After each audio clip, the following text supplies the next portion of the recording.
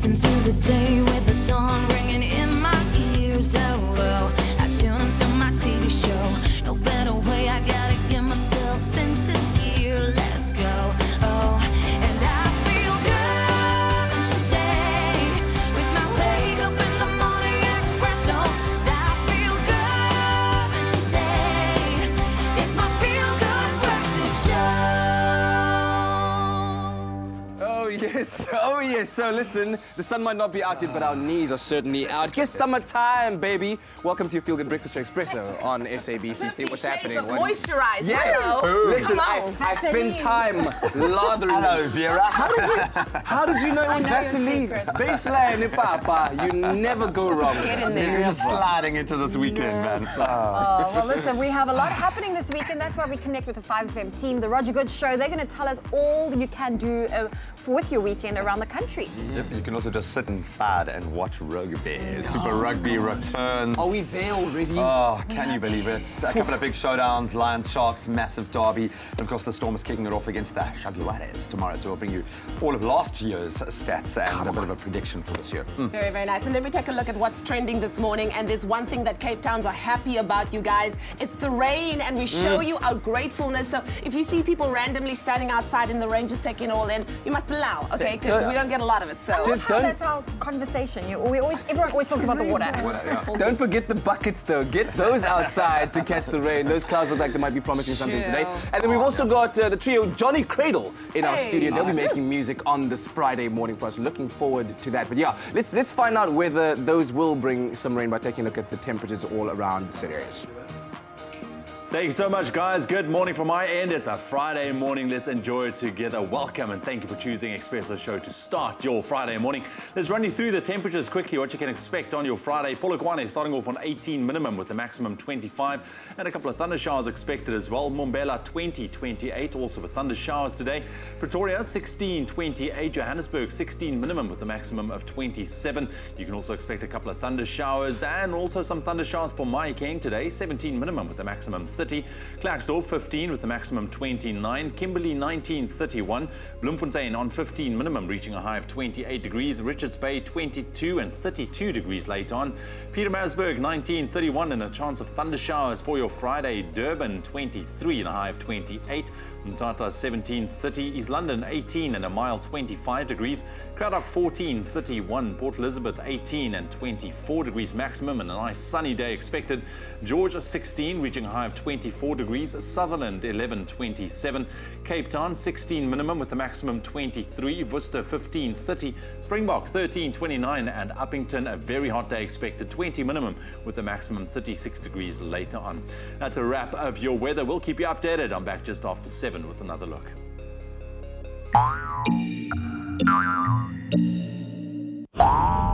Effaflu C Immune Booster from Pharmadynamics. Effective, affordable healthcare. And if you've just joined us, taking a look at Facebook very quickly, the ladies seem very interested in what their fortune cookies have to say. We say it's always fun to read a fortune cookie fate. Which fortune are you feeling at the moment? Let's see what you had to say. Gwyneth. Gwyneth seems to be like the first person always, every day, just with the first comment. But she says, good morning. Change can hurt, but it can lead to something much, much better. Make that change. Great words. Then Nathan says, I will choose change can hurt as well. Valdine says, morning, oh my word, just to be rich and travel the world. Okay. Also saying change can hurt. People love the sense of change and what it brings about in their lives. Tuli said the same thing here. Also Yolandi and Princess Paul says, keep your eye out for someone special. Right there, we'll say thank you and we'll keep reading your comments. Please keep engaging with us on our social media pages. On Expresso, SABC3, Expresso Morning Show, SABC3. That's who we are on Facebook. And of course, use hashtag Expresso Show. Well, thank you so much, Kat. Still to come after the break, we're taking a look at what to do this weekend in case you're sitting back, twiddling your thumbs, don't know what's going to go on. Don't worry, we've got you hooked up with all of the details. And then, of course, Super Rugby makes a very welcome return. We'll give you all the deets. We'll see you in a sec.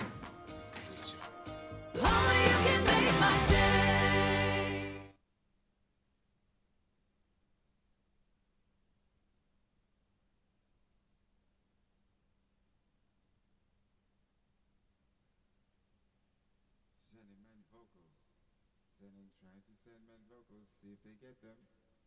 Hopefully they get them. And if they do, then it's all good. Yes, yes, yes, yes, yes, yes, yes. Yo, yo, yo, yo. Send the mix, please. 1, 2, 2, 2, 2. It's my feel-good breakfast show.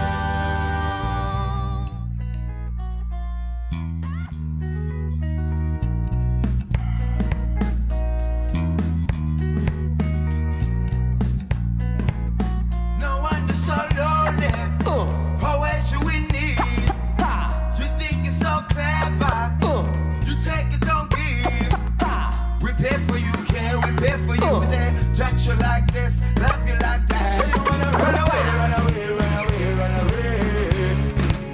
Say you wanna run away, run away, run away, run away. Say you wanna run away, run away, run away, run away. And you still run away, run away, run away, run away. No wonder so lonely, always you in tears. You think you're so classy, but you're pretty cheesy. Give all of our time, good wine, you're still whining. So you wanna run away, run away, run away, run away. Say you wanna run away, run away, run away, run away. Say you wanna run away, run away, run away, run away. And you still run away, run away, run away, run away. Sometimes we give you our holy, whether you're short or you're tall.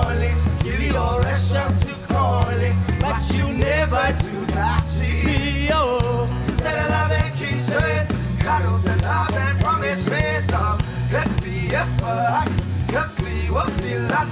Sometimes we know that the love is not enough, oh. We know that the love is not enough, oh. Sometimes we know that the love is not enough, oh.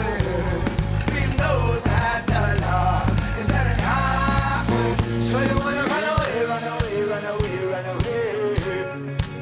Say you wanna run away, run away, run away, run away. Say you wanna run away, run away, run away, run away. And you still run away, run away, run away, run away.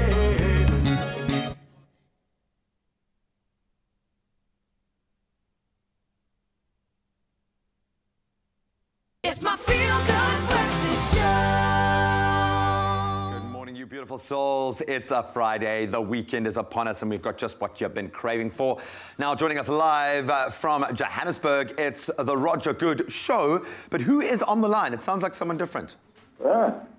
Yes, Mariki, how are you, my angel? Oh, happy Valentine's Day, Mariki. I know it's a bit late. Did you get my roses? Yes, I did. Thank you so much. All 250 of them. Thanks, Graham. That was the last of my salary this month, so I hope you enjoyed. Now, I love you, Mariki. I love the DJ Roger Good family. How are you guys doing?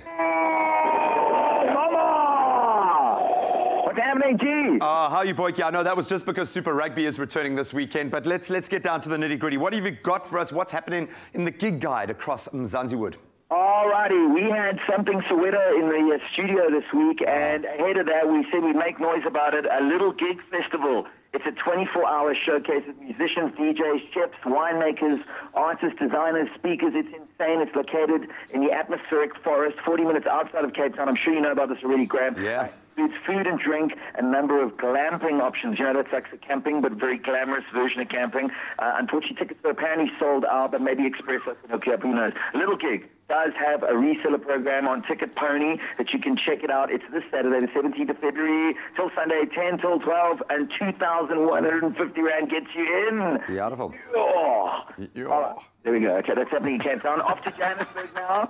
The Valentine movie Under the Stars. Valentine's Day may be over, but that doesn't mean that you can't spend a romantic evening with one of your loved ones. This picnic-style movie night under the stars is a celebration of love with relaxing R&B music, after the movie to, get sexy too, I suppose. I don't know. And you end the night off in style. You can come decked in your best red and white outfits and bring along a romantic picnic basket and enjoy that Saturday, the 17th of February at the Bagafale Farm. You got that? Lovely. Bagafale Farm in Gauteng. And finally, back to Cape Town, Totsi, the musical. Yes, sir, I said it. Totsi, the musical at the Artscape Theatre. Based on the novel, the famous novel by Athol Fugard, remember that? And it was made famous globally throughout the year 2005 at the Academy Awards winning film, Best Film, Totsi. The musical tells a story about a township criminal whose life is changed forever when he accidentally ends up caring for a baby after a mugging gone wrong. That's happening this Saturday, the 17th of February from 2 o'clock. And $125 gets you in. Big G, what's happening? Oh, that's a steal, man. Well, let's do something different. An exciting new event on the Cape Town calendar. I think a bit of fun for the whole family.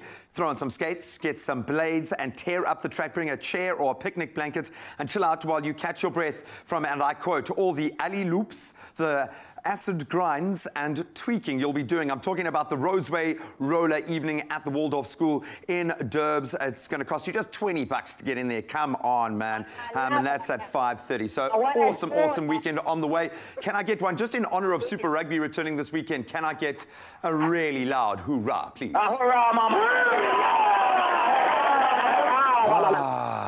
That really is food for my soul. That's what's happening across Mzansi.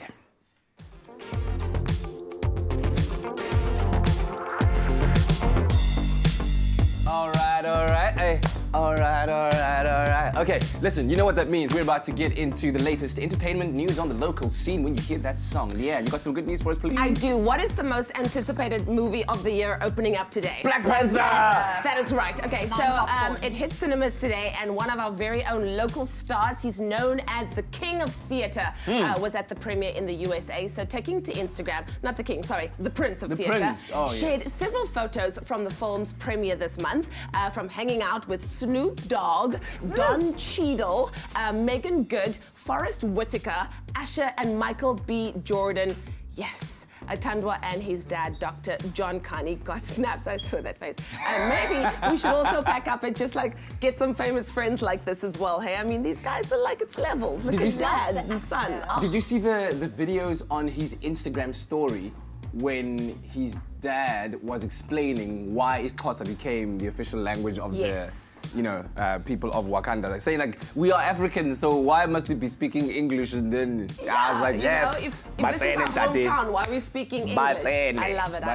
And then it became the official language of the movie, so we're really proud of that. Also, why were they the only ones fully embracing Black Panther regalia on the day? There was a lot of them, but I think that maybe Michael B. Jordan just wanted to stand out a little bit, Okay. Anyways, while Atandwa is living it up in the USA, American personality Drea Michelle has graced our shores too. So on Instagram, the reality TV star shared photos of her visit to Cape Town, which seems to include soaking up a lot of our summer sun, and her Bay NFL player Orlando is with her on the trip. And while they aren't doing any press at this time, they are happily showing everything that they're doing. But I think you guys should go and... What's going on here? This is weird.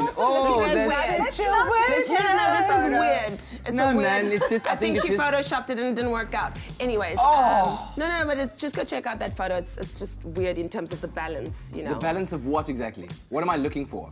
Do we want to? No, you can go check it out yourself. But apparently, just also follow Twitter, guys. Twitter has not been very kind. And Fikile Mbulula was also tweeting, and it's hilarious. But guys, we're always welcoming to tourists out there. We love our We should, but we also had a lot going on, guys. We also had a lot going on, so yeah, hey, that's man. what people were saying. This is the new South Africa. Oh, goodness. Wow, yeah, we are under new leadership. You know what I mean? People might have been suffering from like PTSD. On the entertainment news for just a second. And just before we get into your weekend sports preview, man, I'm sure that rugby fans are very, very excited to see our local teams returning to the Super Rugby stage. Now, man, Brett up in Josie went to head and spend some time with the Blue Bulls to find out how they are feeling about this year's Super Rugby season.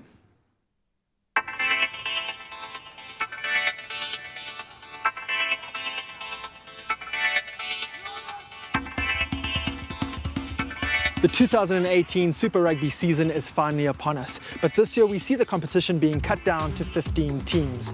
4 of those are from South Africa. We have the Sharks from Durban, the Bulls from Pretoria, the Lions from Johannesburg, and the Stormers from Cape Town, all of which are fighting for international glory.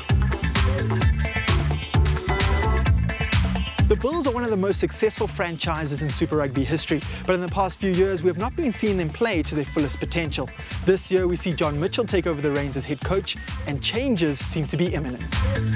The Bulls announced a group of 38 players who are hoping to revive the fortunes at Loftus Versfeld with a good mix of youth and experience for this Super Rugby campaign. Pre-season, we've still got another 2 weeks before we play the Canes, so we're in a different situation to other teams who are starting this weekend. And yeah, we've now got just about everyone on the same timeline because we've obviously had test player returns and also the Japanese returns as well, so everyone's on the same timeline now. Pre-season's been tough, I must say, coming from Japan. It's been a challenge coming out of a season directly into another pre-season, but I've been enjoying it. The pre-season's really been going great. I mean, a great bunch of young guys coming through, and it's a whole lot of excitement and a whole buzz here at Loftus. And I think, yeah, we've prepared so well, training in both lightning, rain and sun. So we've actually ticked the boxes coming together. Yeah. Whether you're selected or not selected, everyone's got to be prepared and ready. So yeah, that's the way we approach things. So it doesn't matter where you sit, in the selection process, you've still got a role to play in order to help the team win its race on the weekend. The biggest change to Super Rugby is that 15 teams will now compete in a 3-conference format, which also affects the team's travel schedule. It's a stronger format, I think. Yeah, it'll create its greater demands. Your away trip always is a lengthy trip for us from this side, but we've actually only got 3 games away. We've got Friday night fixtures as well for 2 of them, so short preparations allows you to get your focus quickly, and we also get some recovery on the return trip coming home. So we're more than happy with our schedule. The new format also means there's more inter-conference rivalry and the fixture list is better balanced, which should give rugby fans more competitive action on the field. The Super Rugby is great to be a part of such a competition is because we are playing against the best players in the world, and you can also compare yourself to where you are as a rugby player against them. And every team is bringing their best every weekend, so it's a huge honor to play in the Super Rugby. The Bulls kick off their Super Rugby campaign on 24 February against the Hurricanes at Loftus, and only time will tell if the Pretoria-based team can return to their former glory.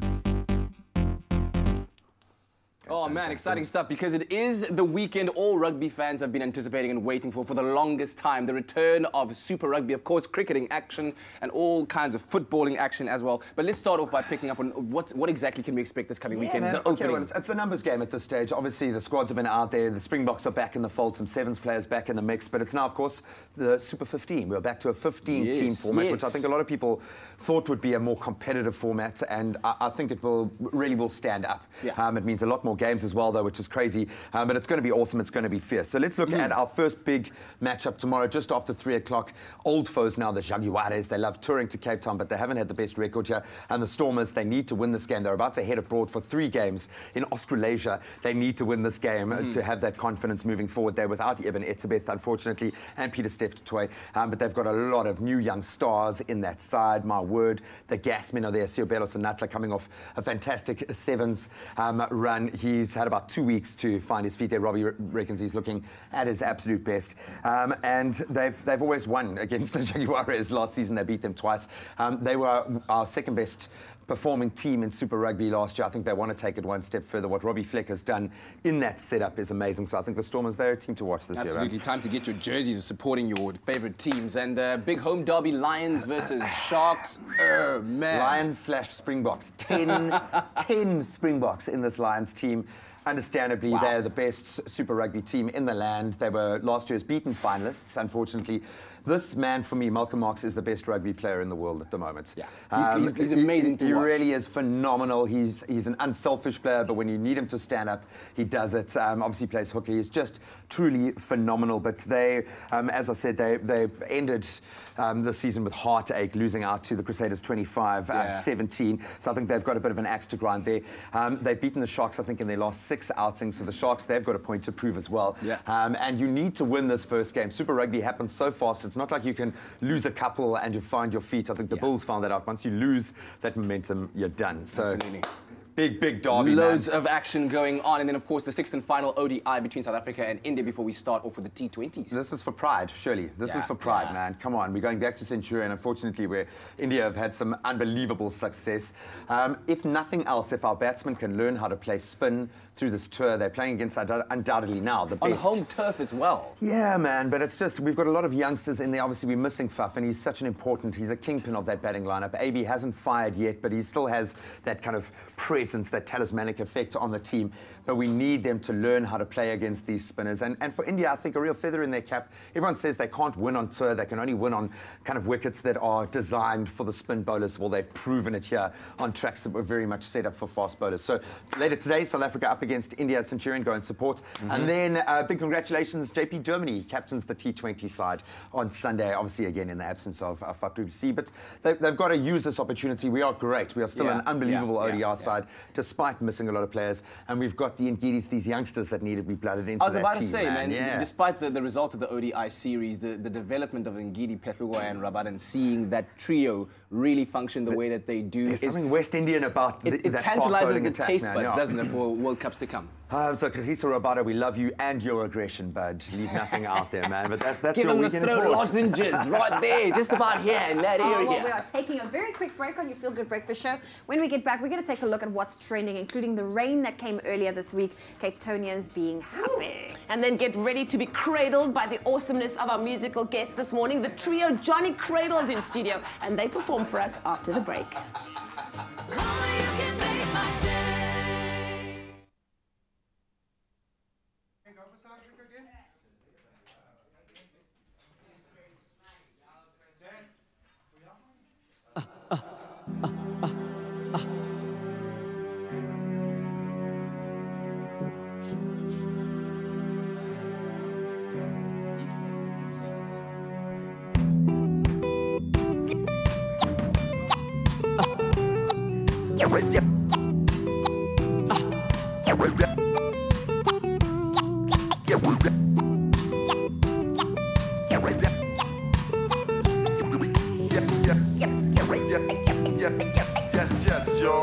Yo, so one time for the farmer who wakes up at the crack of dawn. He won't sleep until the kids are fed. Even your working shoes are money. Your hands so tough, your heart's a healer. Yo, so what about your house? Who do you call when your house is filthy? Who bed your kids and cooks your dinner? So one time for the house is made. And the $20 and the man. I keep it $20 and the man. In case I need to move some stuff and punch a couple of nails and some bolts and such. Thank you when I teacher, for giving so many hours off your table. Giving so many knowledge on your head. Giving so many people better future. Respect to the driver of the taxi. Now how else would I get to the job? Hey, one time to the driver of the train, and 2 times to the driver of the bus. Hey, the best class of the people like us, keeping us on the way. Hola, salute.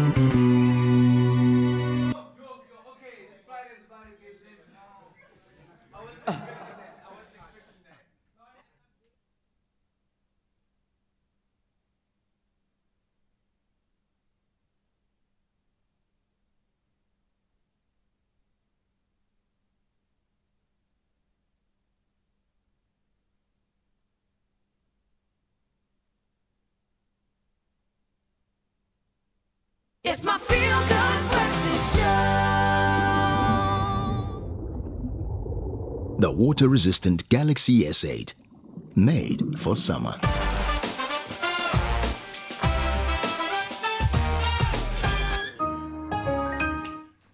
Welcome back. You're tuning to your Feel Good Breakfast Show, Expresso, right here on SABC3. Say it with me, ladies. It's a Friday morning. Yes, the weekend is here. Listen, let's quickly get into all of those interesting and funny and random things that we stumbled across on social media. What you got? So earlier this week, Cape Townians found some relief, you know, just even if it was in its briefest measure, from a storm that passed through. And a person by the name of Coral Brooks captured a photo of a driver who got out of his car just to take a moment to pray and rejoice and give thanks for the rain. Cool, and part of Coral's caption read, "Just take a moment to really appreciate this picture and be grateful for water, because without it we simply cannot survive." I love for this. Gerard Pierce who says, "God bless America." And It shared more than 45,000 times. That is awesome. Wow. People I are wanting love to that. feed that energy. Yeah. Man. That's cool, though. That's cool. I was actually braaiing at the time when it came down. It was awesome. And you It was didn't such a cool stop. burst. I didn't stop. It was great. It was awesome. Nothing like soggy meat, eh? No, man. Come on. What is up with you, man? Come on. I'm going to change direction and let's think of puppies. Let's think of puppies. Puppies, cute Puppies, well, guys, look at this adorableness. A Frenchie seeing a staircase for the first time. I'm talking about a little puppy getting very intimidated, but hopefully our little Frenchies can give them some help. Let's check it out. Doesn't know what to do. Well done. Look, she gives it stick. That was the most graceful fall down the stairs ever. It was brilliant. She's still standing. She still standing, man. Very cute, man. That is beautiful, man. That made my day. Well, you can let us know which hashtag, video, or story has caught your attention online this morning. Share your thoughts with us, as always, on our social media platforms. We'd love to hear from you. At Expresso Show is the hashtag to use now. Start warming up. Get up off your couch. We're about to bring you an unbelievable performance. Well, I can tell you that Leanne has been looking forward to getting cradled by the gentleman behind me, but quite the opposite might just happen, because Soundcheck just lit a fire in this entire studio. Johnny Cradle on a Friday on your Feel Good Breakfast Show with Runaway.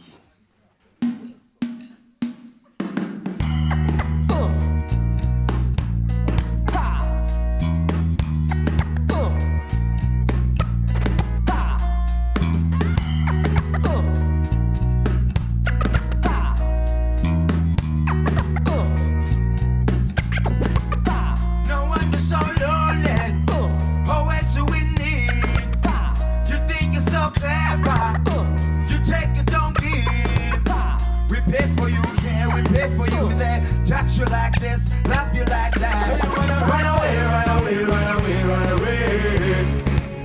So you wanna run away, run away, run away, run away. So you wanna run away, run away, run away, run away. And you still run away, run away, run away, run away. No wonder so lonely, always so in tears. You think you're so classy, with your pretty jeans and your give you all of our time. Good wine, you're still whining. So you wanna run away, run away, run away, run away. So you wanna run away, run away, run away, run away. So you wanna run away, run away, run away, run away. And you still run away, run away, run away, run away. Sometimes we give you our holy, whether you're short or you're tall. Give you all that's just to call it, but you never do that to you. Instead of love and kisses, cuddles and love and promises. Help me if I have to, help me what we love to. Sometimes we know that the light is not enough. We know that the light is not enough. Sometimes we know that the light is not enough.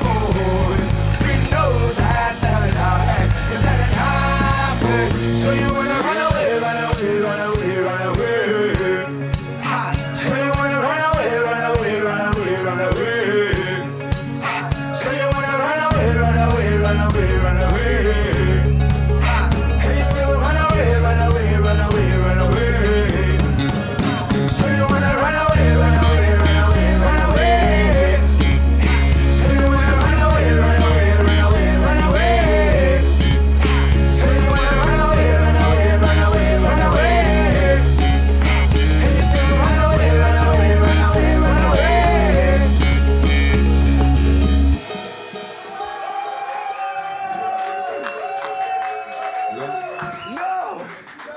it can't be over yet, dog.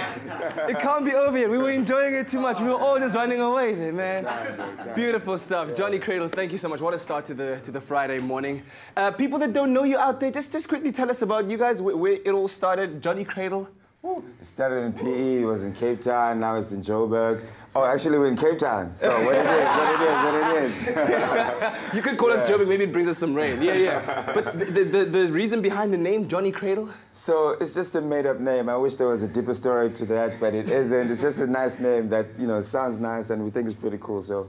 Man, it sits well. It sits well, and the music is so suited to this Friday morning. We are having so much fun. Hopefully you did the same too. Let us know what you thought about that performance of Runaway. We'll have more from Johnny Cradle on your feel-good breakfast show. Runaway, runaway, runaway, runaway. In the national news this morning, Cyril Ramaphosa has been elected as South Africa's new president by the National Assembly, a day after Jacob Zuma was forced to resign by the ruling party. Ramaphosa, who is 65 years old, was the sole candidate put forward by the National Assembly and takes up the top post 2 decades after he was considered by Nelson Mandela as his successor. Shortly after his election, Ramaphosa said he seeks to serve with humility, faithfulness and dignity. Parliament says that it is all systems go for the State of the Nation address to be delivered by new President Cyril Ramaphosa this evening. This comes after the address was postponed last week due to the political uncertainty of former President Jacob Zuma. Debate on the State of the Nation address will follow on Monday, with the new president expected to reply on Tuesday next week.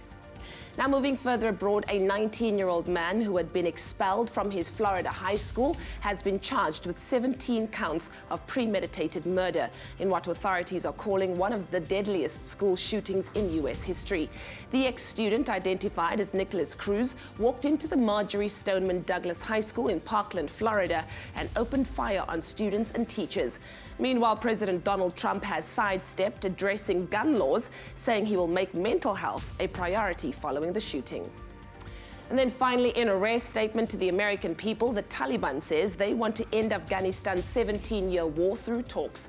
The group who made the announcement yesterday, however, warned the message should not be seen as a sign of weakness, and the fight against U.S. forces would go on until agreements are made.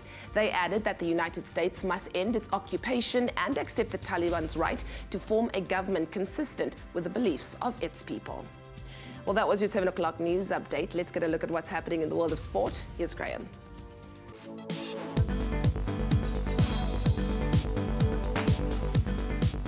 Right across the board, so much sport to look forward to this weekend. Let's kick it off with cricket here at home. The Proteas will be up against India twice this weekend as the final ODI takes place, while the T20 series gets underway on Sunday. So India already securing victory in the ODI series as they won the 5th ODI by a convincing 73 runs on Tuesday to take an unassailable 4-1 lead with 1 match to play. The ODI game gets underway in Centurion today at 1 o'clock, while Joburg will host the T20 match on Sunday. That game gets going at 2:30. Then on to rugby. Super Rugby finally gets underway this weekend with the Stormers taking on the Jaguares in the first game of the 2018 season. The two sides have only met twice before in Super Rugby, and on both occasions the Stormers coming out on top with a 32-25 win last year and that 13-8 victory back in 2016. In the weekend's only other Super Rugby match, it's a massive derby. The Lions taking on the Sharks, and that's at Ellis Park tomorrow. Then on to football. The battle for top 4 in the PSL continues this weekend as Cape Town City take on Glamour Giants Kaizer Chiefs at the Soweto Stadium tomorrow. It's going to be a massive one. Only 4 points separating the two sides on the PSL table, with both teams sitting on 31 points at this stage, so it's 2 goals rather. Then Chiefs currently hold the better goal record as they lie in 4th, while City are in 5th place. And also in PSL action this weekend, Maritzburg face Amazulu, Baroka take on Chippa, while Wits they travel to Golden Arrows. Then finally onto the Winter Olympics. South Africa's only representative at the Winter Olympic Games, Connor Wilson, will be in action on Sunday as he takes on the alpine skiing giant slalom event. The 21-year-old, he secured his place at the Winter Showpiece after he fought off competition from Sive Spielman to claim South Africa's only spot in South Korea. Wilson will take on that first run of the giant slalom on Sunday morning at around 3:15 a.m. So wake up early and send him those messages, and that of course is in South African time. That's where we leave our sport for now.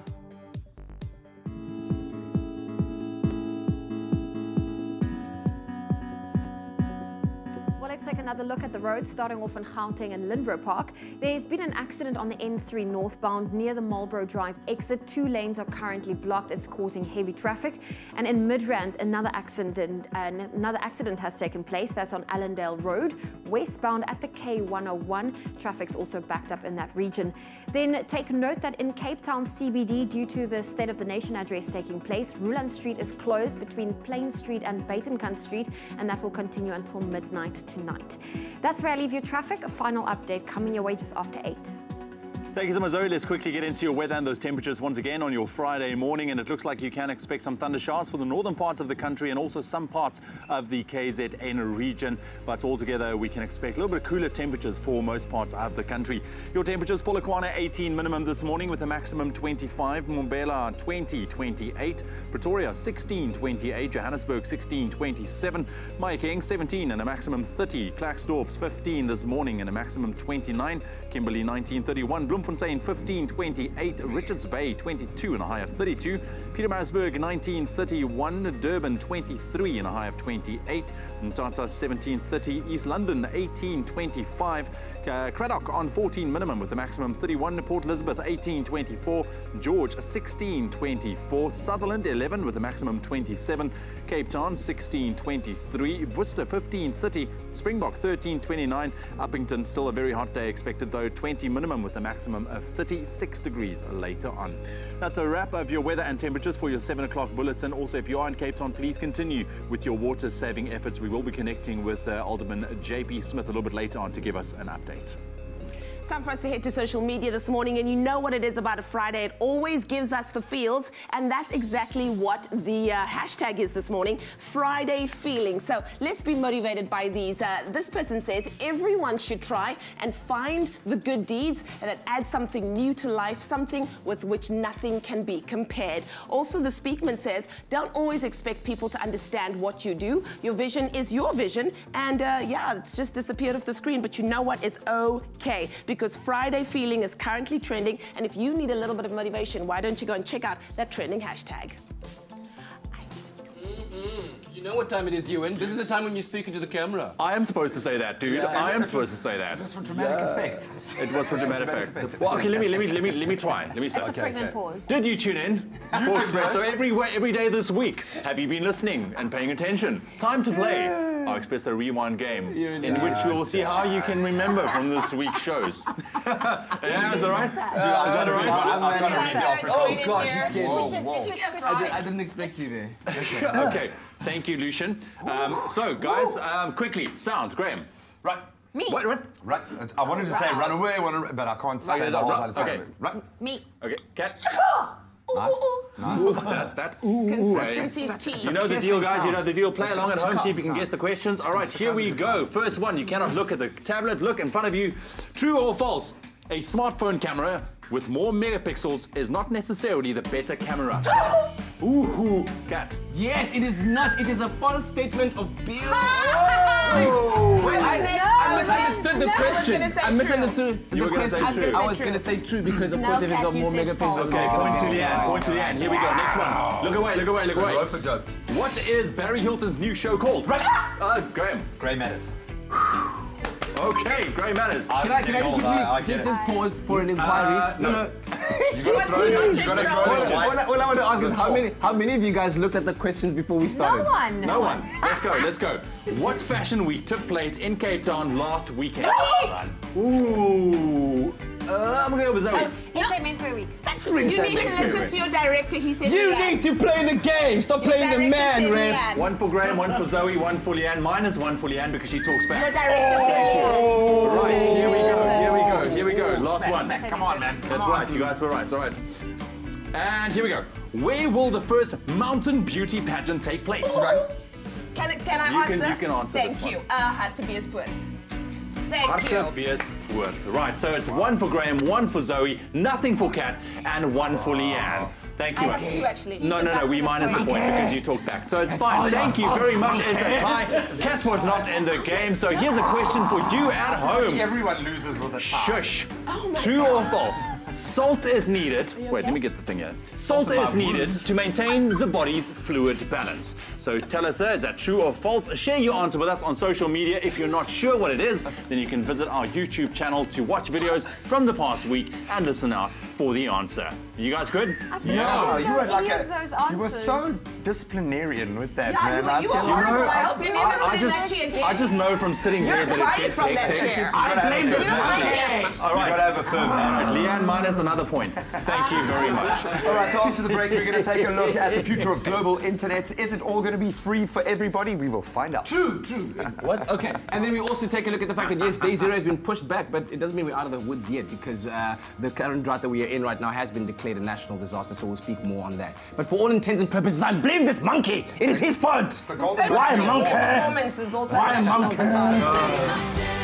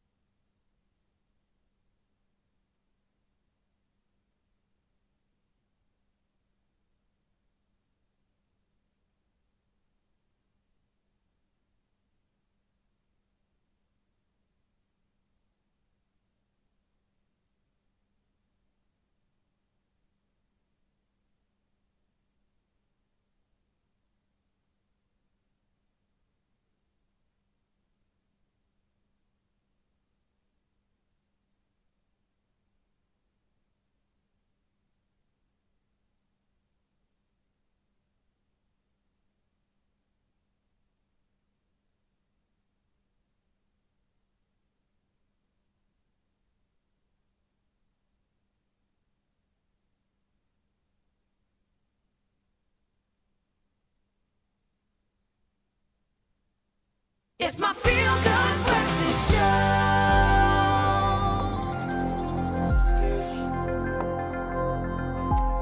So it's time for our weekly tech roundup with Tiernus, Janssen van Rensburg. And once again, we can't help but turn our attention to Elon Musk now that his company SpaceX has launched the biggest rocket ever. They announced, of course, their new plan this week to create a network of thousands of satellites and provide worldwide low-cost internets.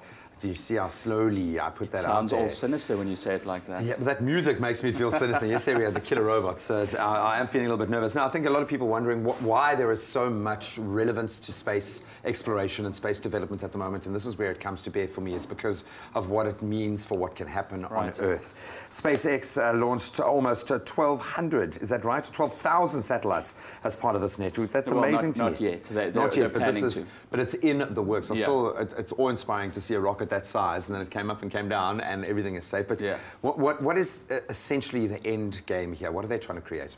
So what they're trying to do is have a global internet network, in essence. So by sending up 12,000 satellites into space, low Earth orbit and about 700 to 800 kilometers above the surface, these satellites will all be talking to each other, basically. And it's a way for us to get internet to places we wouldn't otherwise be able to with fiber networks or wireless networks. Not the whole world is accessible in that way, just because of cost. Yeah, man. Exactly. So it's for rural areas. First of all, they're going to test it out in the States, and then they want to roll it out globally. Test it out, yeah, in Africa, where we've got a need, man. I love that. It's actually making my hair stand on end. Just a bit of an offshoot question. How are they going to manage that space? Because we know there's a lot of space debris up there already.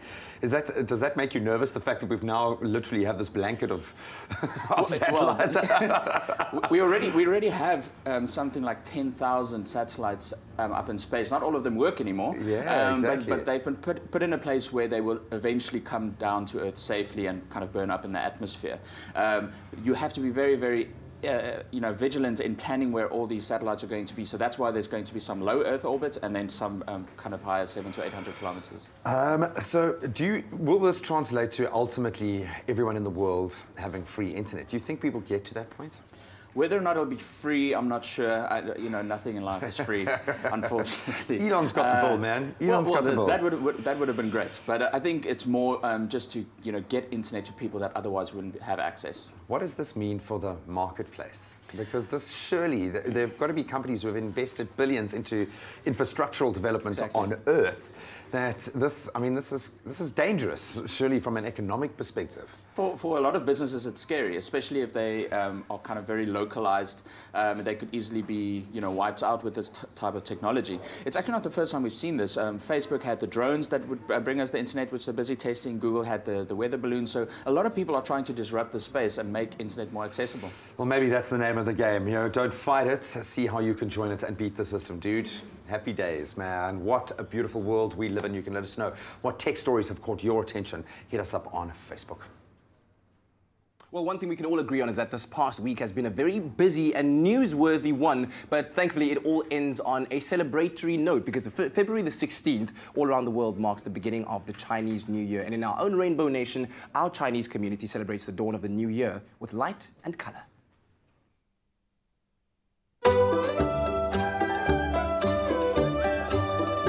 In Bronkhorstspruit, the magnificent Nanhua Temple welcomes anyone seeking to learn more about Buddhist culture, Chinese culture, meditation, or even enjoy a delicious meal at this intriguing destination. This temple was built in 1992. 18 hectares of land was donated for the temple to be built here in terms of introducing Buddhism to the South African people and the African people. It's one of the Tshwane metro tourist destination. We get a lot of people, schools, churches, and also youth coming here to learn more about meditation and also to enjoy our Sunday Chinese vegetarian food. Yeah, first thing you'll see the buildings. They are built in a Chinese architect. The lions, they've got big symbol in the Chinese culture because it's the symbol of protection.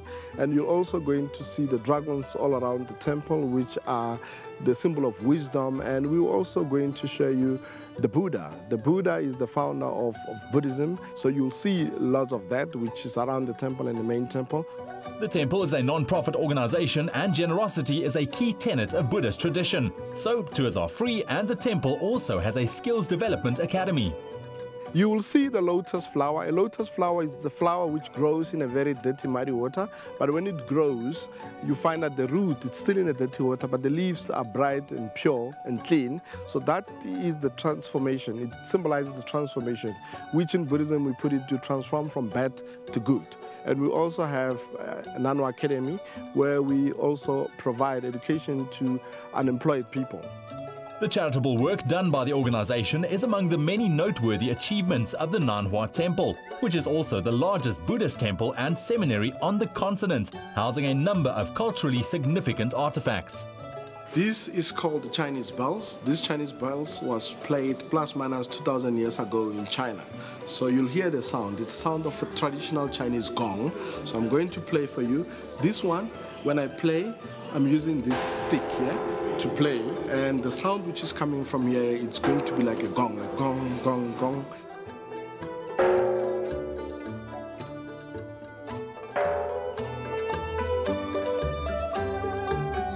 But this one, when I play from there, I'm going to use the small stick.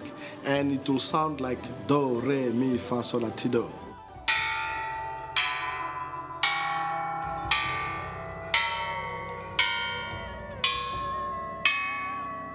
So the whole instrument was used by the Chinese people to celebrate like Chinese New Year, big events to bring people together for celebration. As part of its Chinese New Year cultural festival, the temple hosts a series of events that are open to all South Africans, including Dharma functions, light ceremonies, traditional food stalls and music performances. Besides the Chinese New Year celebration, we also have Dharma services or chanting services. Most attendants, participants are the Chinese people in South Africa.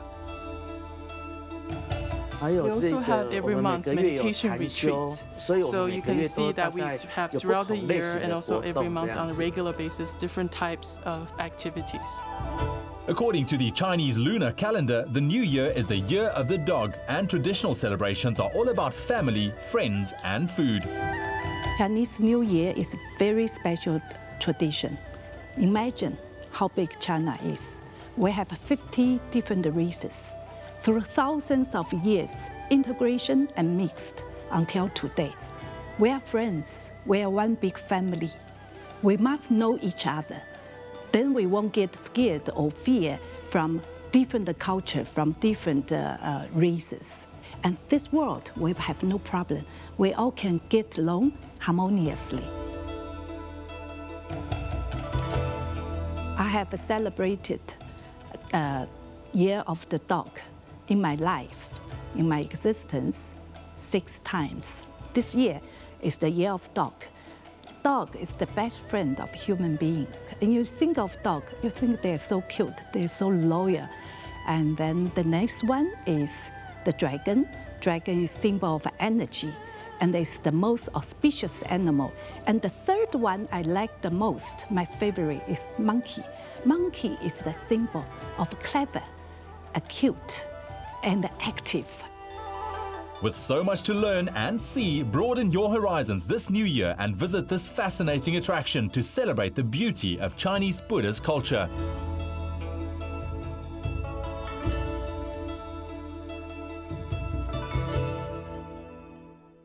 Some very interesting things. Absolutely. And you know what? Each year, thousands of South African women enter the Mrs. South Africa platform to showcase that women really can have it all and be it all. Career women, moms, and sometimes ever, you know, they've even worn a crown too. And just like our next guest, ladies and gentlemen, please welcome for the very first time in the Expresso studios, our current Mrs. South Africa for 2018, Nicole Kappa. Oh, yes. I feel like you've been here before because we showed your journey. I feel like I've been here before. I'm such a fan, so this for me is bucket list to actually be in the studio. Thank you for having me. We are absolute fans of you, and like Zoe said, congratulations to you. So, what's you. life been like? I mean, that sash just kind of screams my life is about to change right now because there's so many media presses to attend. But how has your life changed since being crowned Mrs. SA 2018? It's been the greatest gift that I could ever imagine. Obviously, it's a massive responsibility. I don't take it lightly because, yeah, it was a life-changing moment, but the most empowering experience of my life. I feel like I've changed and grown, and now I know who I want to become. Because the people that have come before me that have worn this crown, I hold them in my heart and carry their message with me. Look at that picture. That speaks. That moment was amazing. Were you singing something in your head at that time? It looks like you were like, let it go. It was actually exactly a year before that I sat in the audience and I watched Hlengiwe get crowned. Wow. And it was very emotional and surreal to be there and have it happen for me was... I think that was just taking wonderful. It all in. That's absolutely wonderful, but you really got thrown into the deep end. You just crowned Mrs. South Africa, and then you had to compete on the global stage in the Mrs. World pageant. What was that like for you to go straight to an international pageant? It was amazing. I mean, those are my girls now. And it's so incredible because it doesn't matter where they're from in the world, or their language, or their families, or their background, or their career, nothing matters.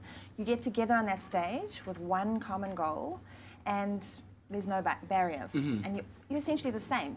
You're woman, you're passionate, you're excited, and we're connected like we're sisters forever. Yeah, and I can't believe how quickly that production was put together so well. Seamlessly. Because it was intense rehearsals throughout the couple of days that I saw all of you ladies there. But tell me about the importance that you think Mrs. South Africa as a title and the Mrs. World contest holds in what it says to the world about where women are, what women can be, and what it means in the context of the world we live in right now. But I mean, I'm not a pageant girl. I've never done anything like this in my life. So for me, the message of the Tammy Taylor Mrs. South Africa movement is one of female empowerment. And really, that's why I did what I did last year.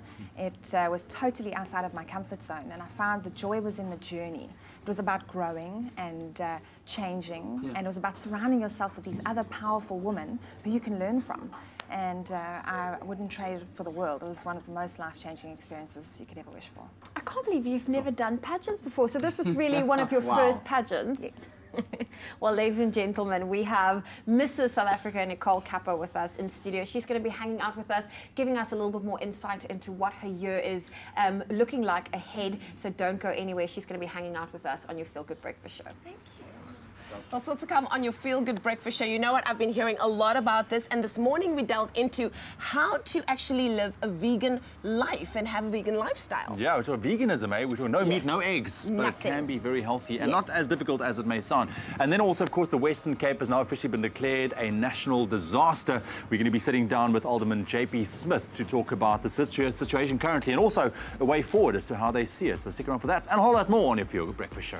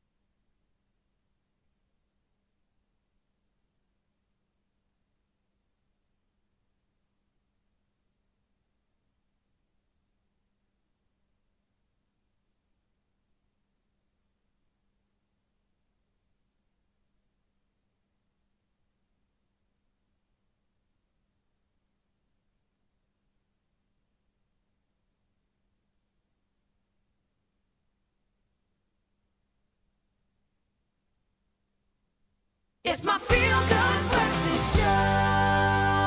Welcome back. You're tuning into your Feel Good Breakfast Show, Expresso, right here on SABC3. Now, this past Tuesday was a day of mixed emotions for many Capetonians as the heavens finally opened to let some much-needed rain fall down. I mentioned earlier I was busy braaiing at the time. It was phenomenal. But this, with the news that Day Zero has been pushed back from 11th of May to the 4th of June, was a great relief. However, we are not out of the woods just yet, as it is official that the drought we are currently experiencing is a national disaster. Joining us this morning to unpack what this means is the Mayoral Committee Member for Safety, Security and Social Services, Alderman JP Smith. JP, welcome. Thank you very much. Nice to have you back, man. Morning, and I was just want to say, I was at Ultra when that really? when those skies opened watching a stadium full of people dance in the rain. So that really was a rain dance. We had a bona fide rain dance. There we have it. There we have it. So I mentioned it's been officially declared as a national disaster right now. What plans or systems have been put in place to carry us now forward? What's happening? So remember, the city declared a disaster in September last year already. That disaster keeps on being reissued. And we've activated our disaster operations centre. We have a joint operations centre running. So whilst we still furiously hope for an alternative to day zero, we're still hoping that that is not going to be a reality. And if the people keep on saving as they're going now, we can avoid day zero, so save or queue. And the possibility is there that at this stage we will avoid it. But because we're responsible for the disaster management, we have to plan for worst case scenario. And that means getting ready for possible water distribution points, for water rationing, and making sure that everybody is able to access water once the system, the taps and the distribution of water through the reticulation system is shut down. What is currently happening with the water collection points? 200 has been identified. I know that you're putting a lot of emphasis at the moment on it in terms of making sure that it's going to be working properly. Where are we in that stage? So we've finished the 200. We're probably closer to 230 now. Okay. Water collection points. We're making sure that we come as close as possible to the international sphere standards for maximum travel distances, about 1.5 kilometers, 2 kilometers maximum, but as convenient as possible. Plus the 474 clusters of standpipes and informal settlements, because remember, they remain online. They're already effectively water collection points. They're already pods. And then your critical infrastructure, harbour, airport, etc. And of course, your industrial and commercial. Otherwise, you will create a disaster within a disaster if your commercial areas and industrial areas have to stop people, have job losses and long-term economic impact from that. I want to ask you this. Obviously now with, the fear of day zero, thank goodness it's been pushed back now even further, but we've seen people stockpiling water like mad. Social media has been blowing up with people just buying water, almost like fighting over water, and the City of Cape Town has advised against stockpiling water. Why is that? Because we don't think it's necessary, and in fact, the stockpiling might, depending on what you're stockpiling with, drive us closer to the day zero. If you're taking a whole lot of water out of the reticulation system, that water is ultimately coming from the dams, and you're putting it into containers in your home. The water you store in containers cannot be stored indefinitely, and you have to store it in a cool, dark place. Otherwise, you might actually not be drinking safe water. And that's just driving us closer. At the moment, if everybody just keeps to as low as consumption as possible, the closer we get to 450 million litres a day, the better.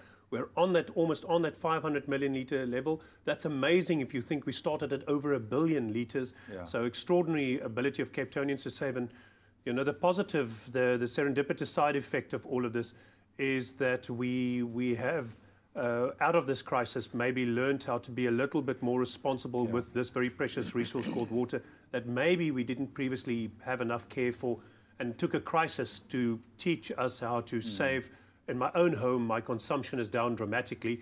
I'm fighting furiously for my little dark green dot. And we could all probably learn how to be a little bit more frugal with water, and that includes commerce and industry. From an event side, the city is now not approving any events or film shoots where they have not also submitted a water management plan. So we're seeing the water savings percolate right through the civil society. And a big hand to everyone down in Cape Town, who's been doing and pulling their weight and putting weight behind actually pushing day zero back. Thank you very much for all the work that you do. I know that you've been super busy over the past while. Alderman JP Smith joining us. Now, if you would like to keep up to date with the water situation in Cape Town, you can always just visit the City of Cape Town Alert Twitter page, and also for the general advice on how to conserve water without jeopardizing your health, then visit capetown.gov.za. So today is a notable day for many reasons, but one that's really standing out for us, it's Healthy Lifestyle Awareness Day. Now, the term vegan, people think it's often a bit of a fad, but it's actually been around for ages, and there are many health benefits associated to it, but it sometimes gets a bit of a bad rep in the press because of this fad association. But we thought the best way to find out about some of the massive, and there are many healthy benefits to living a vegan lifestyle, was to actually spend some time with a vegan. Morning Expresso, my name is Brett Austin. Welcome to my home. I'm going to take you on a journey of my personal transformation living a vegan lifestyle. It's tough to believe that Brett Austin was once twice his current size. The author and motivational speaker was inspired by a television show and literally converted to veganism overnight with a commitment to live a better, healthier life. My life has changed quite dramatically since living and practicing a vegan lifestyle. I'm 67 kilograms lighter. I feel so much better. I've got more energy than anybody can imagine. So for me, I think my lifestyle has only got better and better and better since practicing a vegan diet. A vegan diet contains only plant-based foods such as vegetables, grains, nuts and fruits and excludes all foods derived from animals. This means no meat and no eggs. When you're having an imbalanced diet or a non-omnivorous diet, you're leaving certain things out of the diet. Generally, your protein coming in from a vegan diet will be diminished both in volume and in quality. Iron is also less bioavailable when coming in from plant sources. Iodine and calcium. Calcium levels, we normally rely on dairy products to get about 70 to 80% of the calcium in our bone structure, etc. So on a vegetarian diet or a vegan diet specifically, you have to be very aware of having foods rich in calcium. And the one to really watch out for is vitamin B12. Vitamin B12 is a ubiquitous vitamin. It's used in generating DNA, in making red blood cells, and also in generating nervous tissue. So you can imagine that the implications of having a low B12 level could have vast implications. According to the SA Vegan Society, interest in veganism is fast growing, but it's important to clarify what veganism is. Veganism is a social justice movement built on the principle of do the least harm, but it is possible to follow a vegan diet without subscribing to the entire lifestyle. Right guys, I'm going to make you a banging pink smoothie. So right here we've got banana frozen from my garden, I've got a beetroot from my garden, and then I've got some peanuts that I've taken and I've whipped them through the Vitamix, and I've made myself my own peanut butter. So this is all natural, amazing stuff. We're going to take it, we're going to put it inside there, we're going to add a little bit of water, and there you're going to have the best amazing peanut butter and beetroot drink. And that's it guys, a pink drink, probably the best double thick milkshake you'll ever have in your life. Cheers.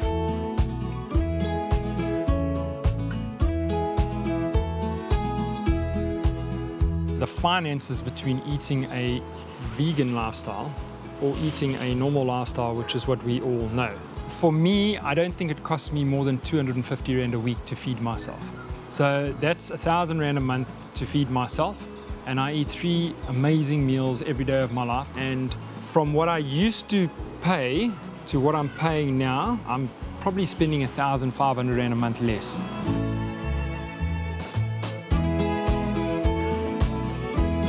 My main challenge in the beginning was all the misinformation that we were given. Okay, that you need this injection and you need that and you've got to do this and you've got to do that. I've now been vegan since 2013. I don't take any supplements. I eat only vegetables and fruit. I would say the biggest challenge is if you're out at a restaurant and somebody's making you some food, you've got to look at their food and go, okay, right, give me that, give me that, give me that, mix it all together and serve it to me, please. You know, because generally the person cooking doesn't want to change it.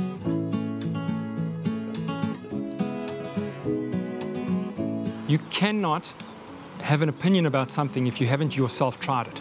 So when I went through this whole thing of looking at my life and looking at my weight and everything and going, okay, right, I need to do something about my weight, and that's what it was, plant-based. So I went on it and I tried it. And I could come back to eating meat if I desired to do that. But the way I feel is just so amazing. With an abundance of information, products and recipes available, experts agree that we can all do with more plant-based foods, and a vegan diet can offer a wealth of benefits. Hey, so there you have it. Right now, jumping into the Expresso kitchen with a beautiful Claire Allen here this morning, and we're sorting out with breakfast, quick and easy, oats so easy waffles. Claire. I know, how delicious. Hello, welcome. I love making waffles, and I love the idea of making oats so easy flour. It's really quick and easy. So we take one of our sachets, we can put it in a coffee grinder or a blender, you pulse that up, and you'll get a beautiful homemade oat flour. Fantastic. Quick and easy. And you can use this as a great alternative in all your baking and substitute a cup of oat flour for, sorry, a cup and a half of oat flour for 1 cup of normal traditional flour. If Okay. you want to make this totally oat flour, but we are using traditional flour and our oat flour over here. Fantastic. So we have some bananas, we have some almonds here. We're supposed to have some bacon as well, but unfortunately our kitchen fairy this morning forgot a wand and, you know, burnt the bacon. No, I'm just kidding. He's I just lying. actually He ate it ate all. all the bacon. I actually just ate it all, yeah. Did you hear about that app called Sizzler? No, I don't believe It's you. an app, yeah, that connects people with a common interest in the love of bacon. In the love of bacon. So yeah, I connected with someone and now we ate all the bacon. Did you share the bacon? No, it was just for me. Okay, so in our bowl over here, we've got our flour and our oat flour. We've got a teaspoon Right. of sugar, some salt, and baking powder. Okay. Put our dry ingredients over there. I hope your waffle machine is nicely heat up already. Getting all nice and warm, so we can get these sizzly, beautiful waffles. All right. I've got 2 eggs over here. We're going Perfect. to add these to another bowl and our You milk. crack those eggs. In the Thank meanwhile, if you. you want to get your hands on the recipe, it's a brilliant little quick breakfast recipe. Come on, waffles, you can't go wrong with it. The keyword is jungle. SMS that to 33728. That's jungle to 33728. We've got our canola oil, which is low in saturated fats, high in omega-3, and some vanilla extract. Ooh, lovely. A little bit Okay. of flavour. Give it a bit of a whisk, and then you can. Thank you. You're the kitchen fairy today. What am I supposed to do? What am I Add doing? the milk, please, sir. Add the milk. Okay, here we go. We're going to mix our wet ingredients. All of it? Thank you. All of it. Thank you. Thank you. Thank you. There we go. Mix our wet ingredients together, and then what we're going to do is we're going to make a nice little well. Do you want to mix that? Okay, so we make a well. We make a well. There's your well. And then I'm going to add my wet ingredients, and then you can give the whisk to you. Okay, let me do the whisk, yeah. Give him the hard work. All good, all good. And we'll mix it all together. That's it, making our Now this is a great waffle Saturday batter. breakfast. What did you make for breakfast on Valentine's Day? Yeah, I was working early in the morning, so it's all good.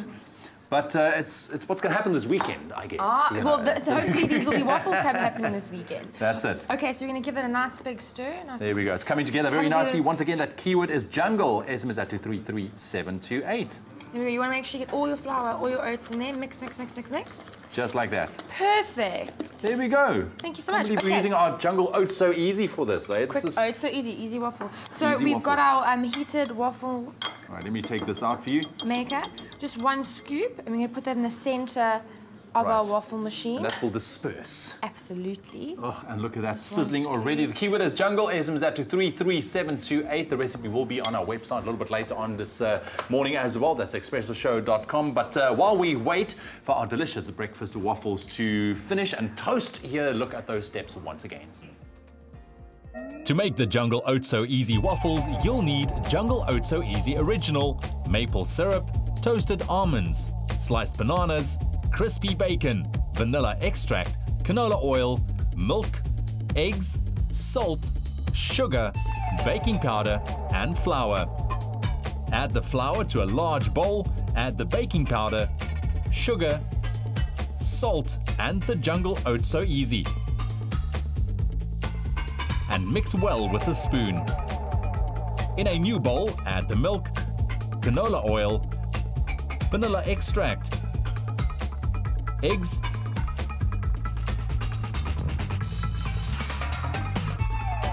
and combine with the whisk. Mix the wet and dry ingredients and stir to combine. Spoon the batter into a hot waffle iron and bake until golden.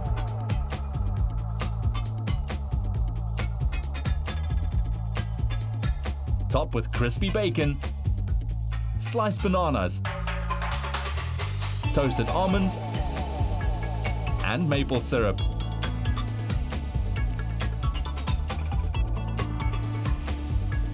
For the full recipe, visit the Expresso Morning Show Facebook page or log on to www.expressoshow.com. SMS the keyword jungle to 33728 to receive the shopping list on your phone. Click on the link provided to view the recipe. SMSs cost R1.50, no free SMSs, T's and C's apply. And there you have it. The keyword once again is jungle. SMS that to 33728. That's jungle to 33728. And now just the finishing touches here. Touches, a little bit of honey. We've got our banana And I smell our waffles. Hey, look at that waffle sandwich right there. Some more banana. Beautiful. Get the almonds in there. This is great, man. Get a healthy breakfast there and some great fiber, source of iron as well, which is fantastic. And it's look what's quick and ready. easy. And look at that. How quickly was that? So you've got our beautiful Brilliant stuff. new Thank waffle. you, Claire, for sorting out my breakfast this morning. Really appreciate it. Keyword is jungle. SMS that to 33728. It's kept South Africans going longer and stronger for almost 100 years. So we're going to take a very quick break, then it is a Friday Braai Day. So we're going to whip up some clover, fresh full cream marinades. Yep. Nice. And of course, if you're also looking for all things fashionable, on trend and on time, don't miss out on the Fashion Fix coming your way after the break. On fleek. Get a taste of the smooth island life and win big with Tropica Island of Treasure Maldives.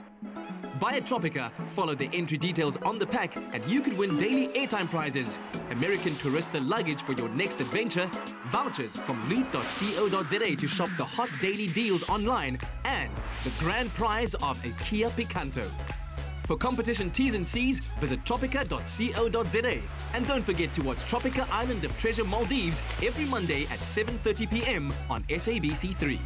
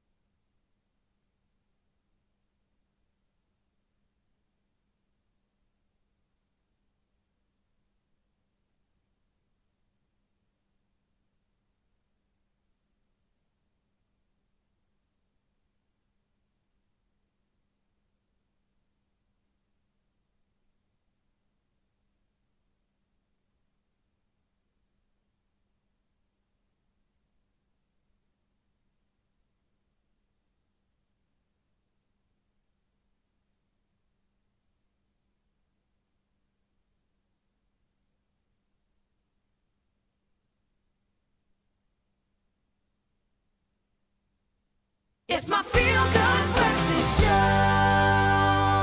Welcome back. This is your Feel Good Breakfast show on your Friday morning. We have Mrs. South Africa Nicole Kappa with us as we get into our international entertainment news. Absolutely. So to kick it off, Ed Sheeran is undoubtedly one of the biggest pop stars right now, but it looks like he's taking his music in a completely different direction. Now, in a recent interview, the musician revealed that while he's working on material for his next album, it will surprisingly not be pop music.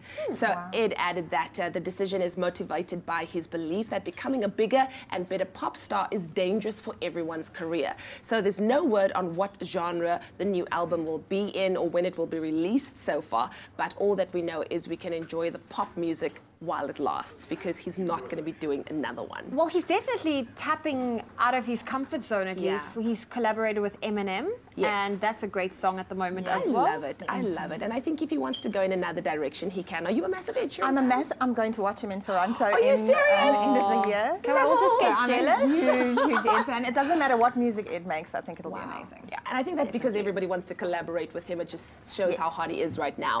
While talking about something that's a bit more sad, especially if you're a Jennifer Aniston fan, news just in that Jennifer Aniston and Justin Theroux are through. They're 2-year marriage, 2.5 years actually, and 7 years together is over.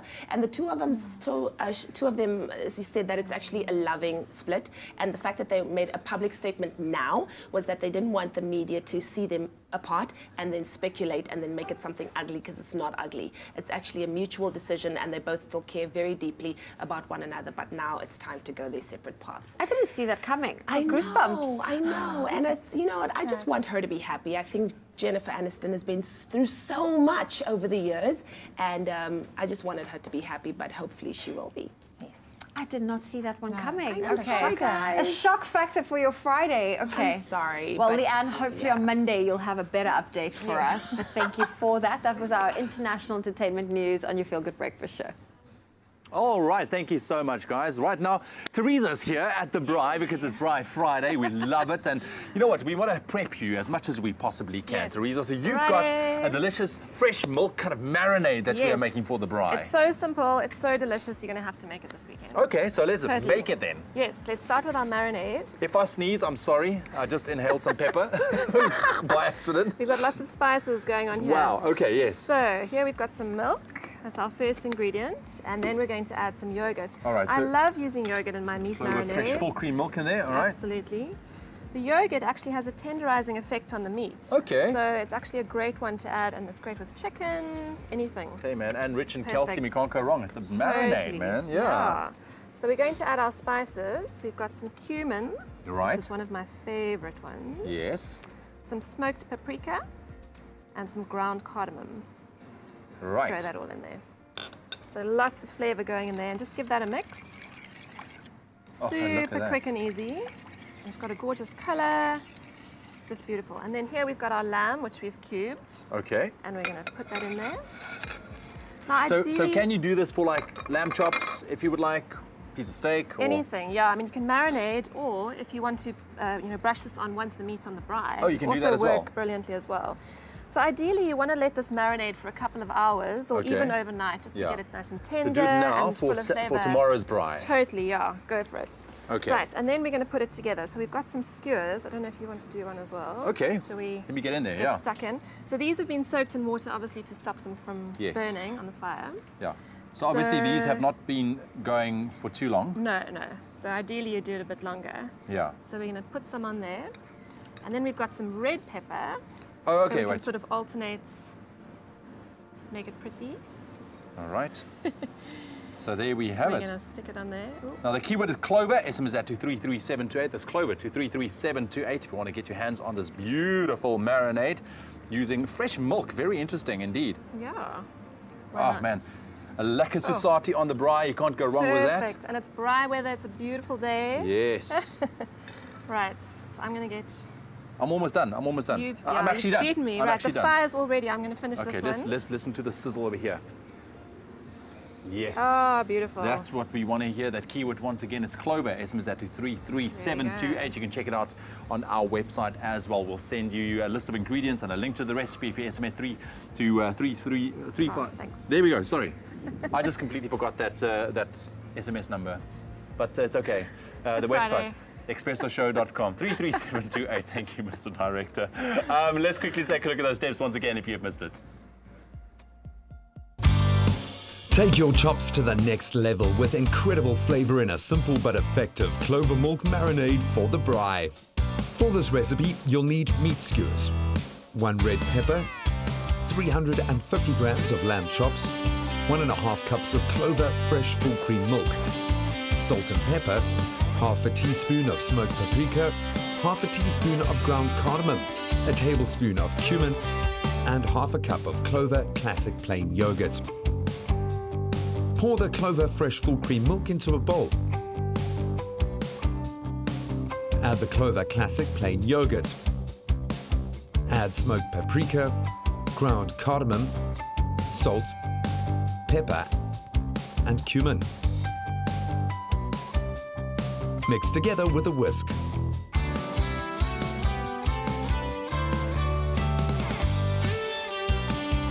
Pour the marinade over the meat.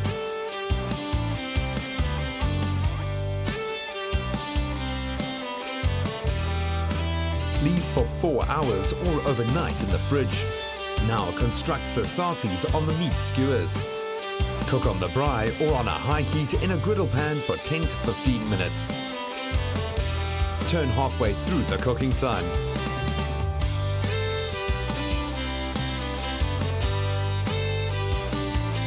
Serve with some plain yogurt and a salad. Add Moorish flavor to your meat with milk and spices and show your loved ones who's boss of the braai. Made with love by Clover. And there you have it. That keyword once again is Clover. SMS that to 33728. Thank you, Teresa. Wow, this looks delicious. Try something different. Try a milk marinade. I think it's awesome. Marinate your meat for a couple of hours, like you said. Definitely. Overnight is Or even overnight, best. yeah. Prep it now and then have a lekker braai tomorrow.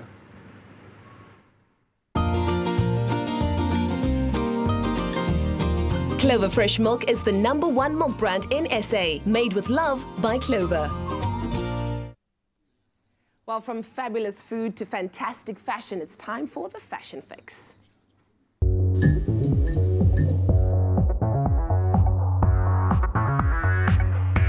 And when you hear that music, you know it's time for the Fashion Fix. And are you ready, stylish South Africans, for a taste of the best in fashion news? Well, I hope so, because it's Fashion Fix time, on Vogue and on time. And we're giving you everything you need to know to start your day and jumpstart the weekend looking and feeling your best. So here to help us do just that and give us that stylish glow is Expresso fashion editor Nick Strelitz, everybody. And of course, creative director and strategist Seth Sharzy. Make some noise. Just the three of us. Oh, there was 2 claps. I heard a whistle. I think it was Graham. We'll work on it. We'll work on it. So, Nick, of course, this was a very, very big week for international fashion with the likes of New York Fashion Week shutting down the globe. Tell us more. What was the This has been everything we've talked about this week, I think, or my fashion has been about New York Fashion Week. It's one of the big 4 international catwalk events of the year, along with Paris, Milan, and London, so we have to talk about it.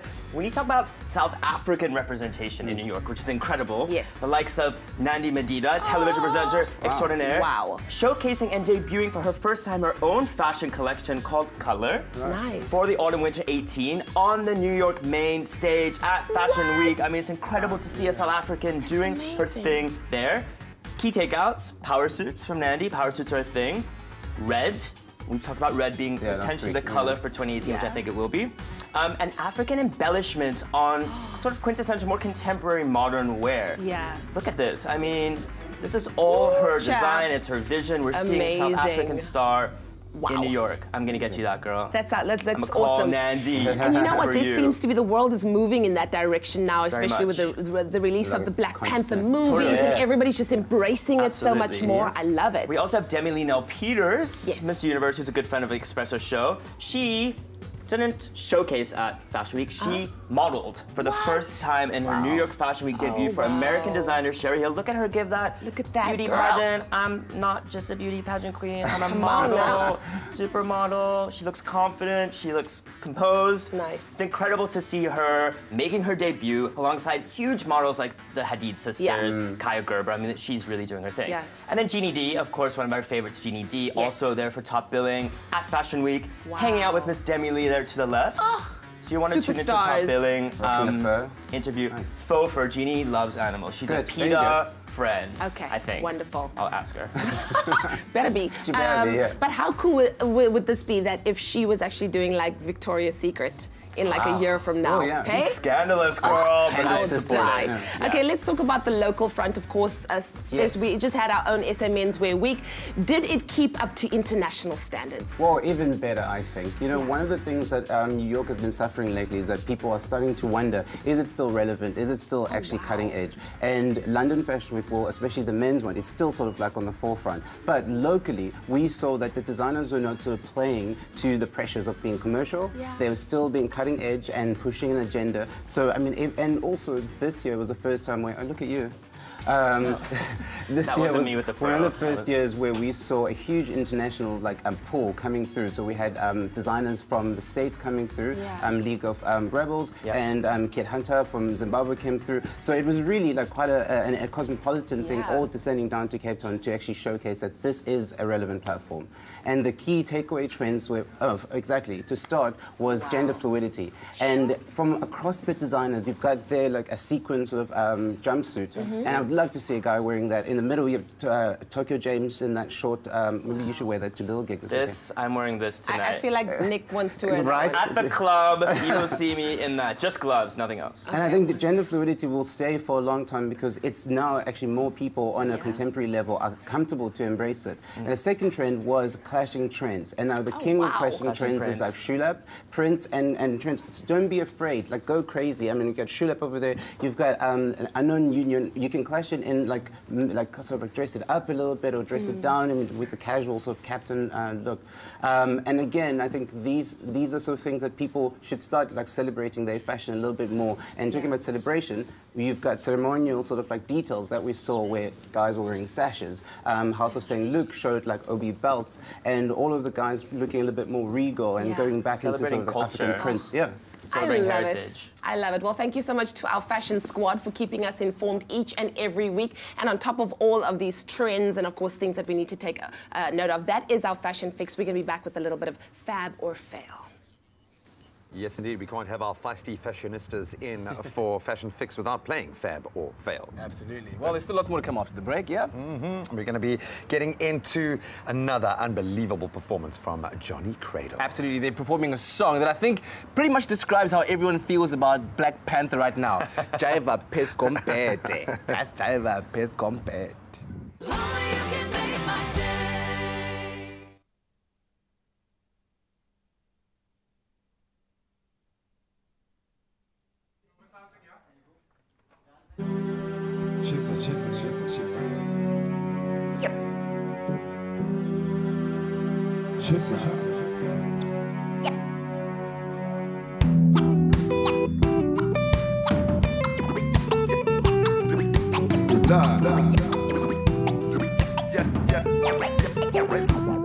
I went to die.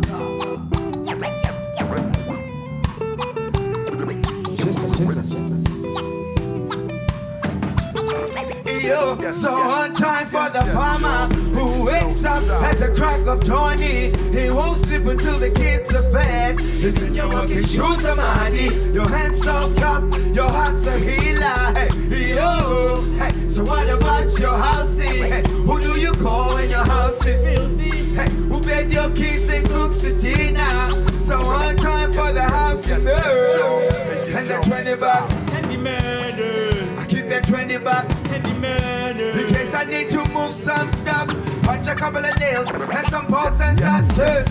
Thank you when I teach a teacher for giving so many hours of the day. Well, I giving so many knowledge on a daily day, giving so many people better future. Hey, respect to the driver of the taxi. How else would I get to the job? Hey, one time to the driver of the train. Hey, two times to the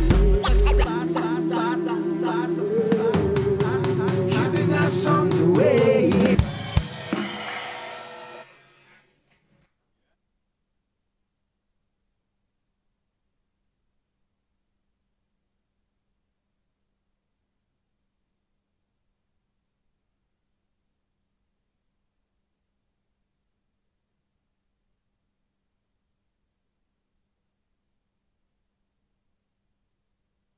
It's my feel-good breakfast show. Thank you for staying tuned to your feel-good breakfast show on this Friday morning. We've got Johnny Cradle about to perform very shortly. But right now, let's quickly take a little squiz at the news headlines of the day. Dis reg, baie dankie. Kyk, dis net so na 8:00 in jou nasionale nuus. Cyril Ramaphosa is deur die nasionale vergadering as Suid-Afrika se nuwe president aangewys, 'n dag nadat Jacob Zuma deur die regerende party gedwing is om te bedank. Ramaphosa, 65, was die enigste kandidaat en hy neem die toppos oor 2 dekades nadat wyle president Nelson Mandela hom as sy opvolger oorweeg het. Kort nadat hy verkies is, het Ramaphosa gesê hy sal daarna streef om met nederigheid, lojaliteit en waardigheid te dien. Dan die parlement het aangedui dat alles in plek is vir die nuwe staatspresident Cyril Ramaphosa om vanaand die staatsrede te lewer. Die bekendmaking volg nadat die staatsrede verlede week weens die politieke onsekerheid rondom die gewese president Jacob Zuma uitgestel is. Debatte oor die staatsrede sal maandag volg en die nuwe president sal na verwagting Dinsdag repliek lewer. In jou internasionale nuus vanoggend, 'n 19-jarige man wat uit sy hoërskool in die Amerikaanse deelstaat Florida geskort is van voorbedagte moord op 17 mense aangekla. Owerhede meen dit is een van die dodelikste aanvalle nog in 'n skool in die Amerikaanse geskiedenis. Die geskorste oud-leerder Nicholas Cruz het by die hoërskool Marjorie Stoneman Douglas in Parkland ingestap en op leerders en onderwysers gevier. Ondertussen het president Donald Trump gesê hy gaan na aanleiding van die voorval geestesgesondheid 'n prioriteit maak. Hy het niks oor vuurwapenwetgewing gesê nie. En ten slotte, die Taliban het in 'n rare verklaring aan die mense van Amerika gesê hulle wil Afghanistan se 17 jaar lange oorlog deur middel van dialoog beëindig. Die Taliban wat die verklaring gister uitgereik het, het gesê dit moet nie gesien word as 'n teken van swakheid nie en die stryd teen Amerikaanse magte sal voortduur tot 'n ooreenkoms bereik word. Daar is ook gesê Amerika moet die Taliban se reg aanvaar om 'n regering te vorm wat strook met dit waarin sy mense glo. En daarmee jou nuushooftrekke op jou goedvoel ontbytprogram vir jou Vrydagoggend.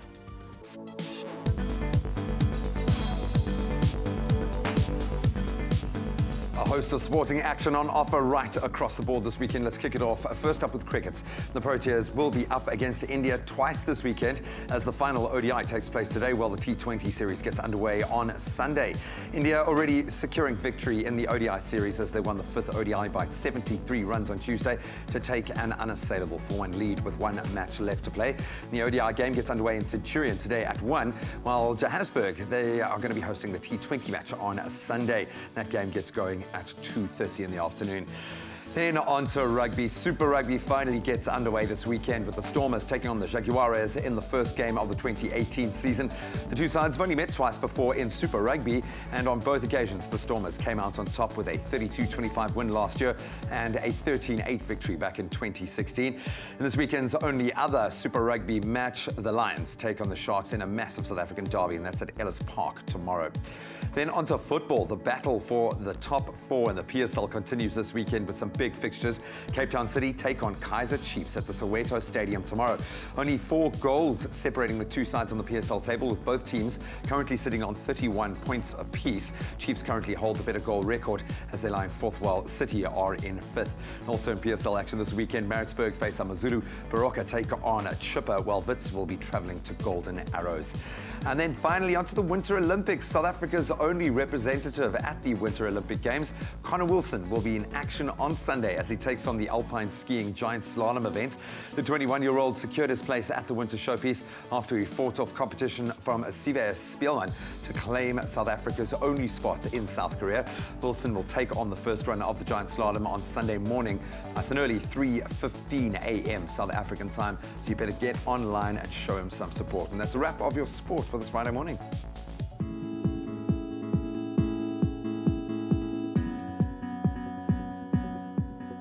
Well, let's take one final look at the road, starting off in Gauteng in Linbro Park. There's been an accident on the N3 northbound. It's near the Marlborough Drive exit. There's heavy traffic from Germiston. Then moving to Gauteng in Bedfordview, there's heavy traffic on the N12R24 westbound, and that's on both routes heading towards the Kalulis interchange. And take note that in Cape Town CBD, due to SONA 2018 taking place, Ruland Street is closed between Plain Street and Batenkant Street, and that will continue until midnight tonight, so please make use of an alternative route. And that's where we leave your traffic on your Feel Good Breakfast Show. Right, let's quickly take a last look at your weather and those temperatures on your Friday morning. And it looks like thunder showers are expected for the northern parts of the country, and also a couple of thunder showers for areas of KwaZulu-Natal, with mild to warm temperatures expected for most parts of the country. However, still very hot in Uppington today.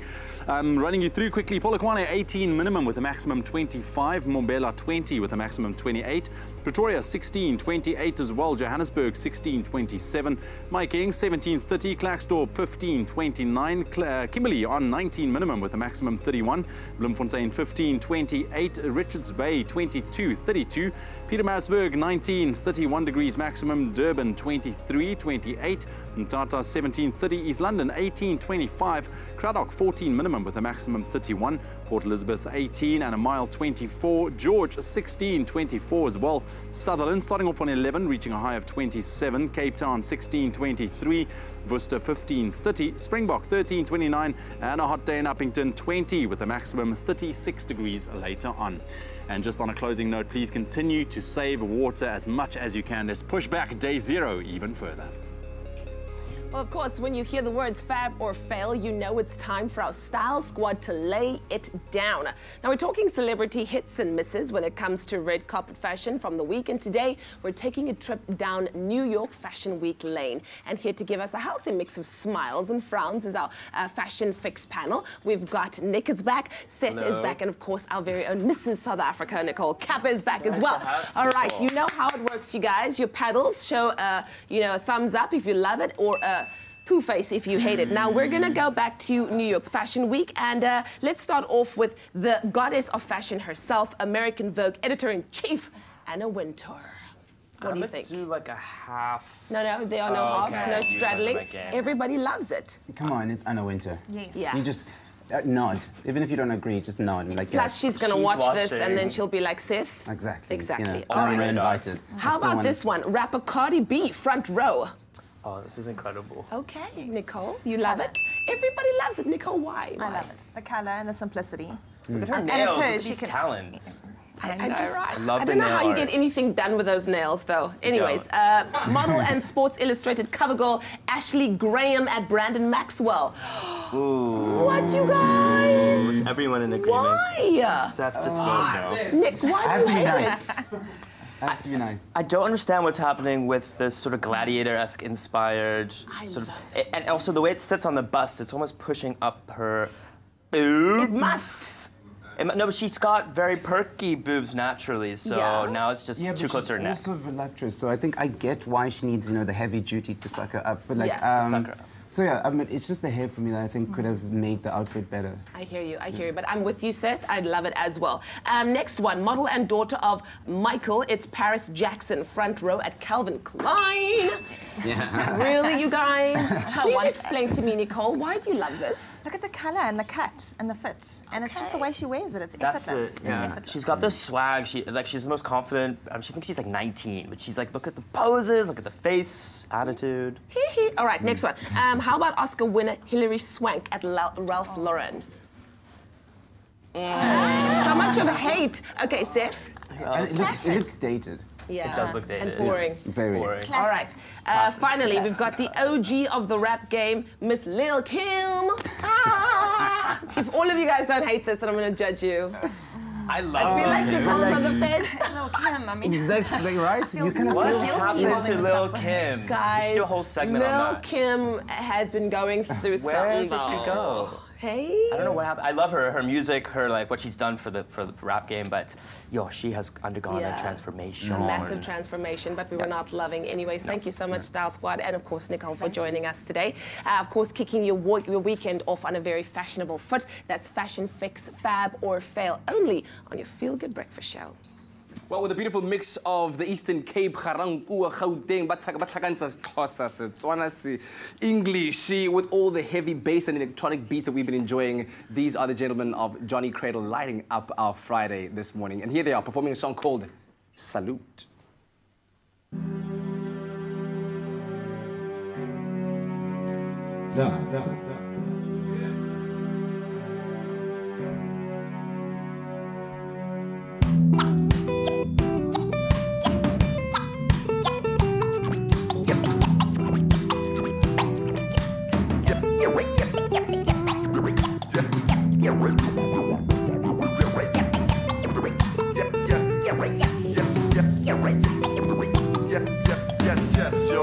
Yo, so one time for the farmer who wakes up at the crack of dawn. He won't sleep until the kids are fed. Even your working shoes are money. Your hands so tough, your heart's a healer. Hey, yo, so what about your housing? Hey, who do you call when your house is filthy? Who fed your kids and cooks your dinner? So one time for the house and the 20 bucks and the man. I keep that 20 bucks and the man. In case I need to move some stuff and punch a couple of nails and some pops and such. Thank you when I teach a teacher for giving so hours off your day. Well, I'm giving so many knowledge on a daily day. Giving so many people better future day. Respect to the driver of the taxi. How else would I get to the job? Hey, one time to the driver of the train. and 2 times to the driver of the bus. The first class of the people like us, keeping us on the way. Hola, salute, hey, hanging out in my love for ya. It's a salute, and I wish they would pay you more, yes sir. Anyway, hola, salute, say, hanging out in my love for ya. It's a salute, well then I wish they would pay you more, yes sir. Anyway, hola, salute, say, hanging out in my love for ya. It's a salute, but then I wish they would pay you more, yes sir. Anyway, hola, salute, say, I got nothing but love for ya. It's a salute, then I wish they would pay you more, yes sir. But anyway, love.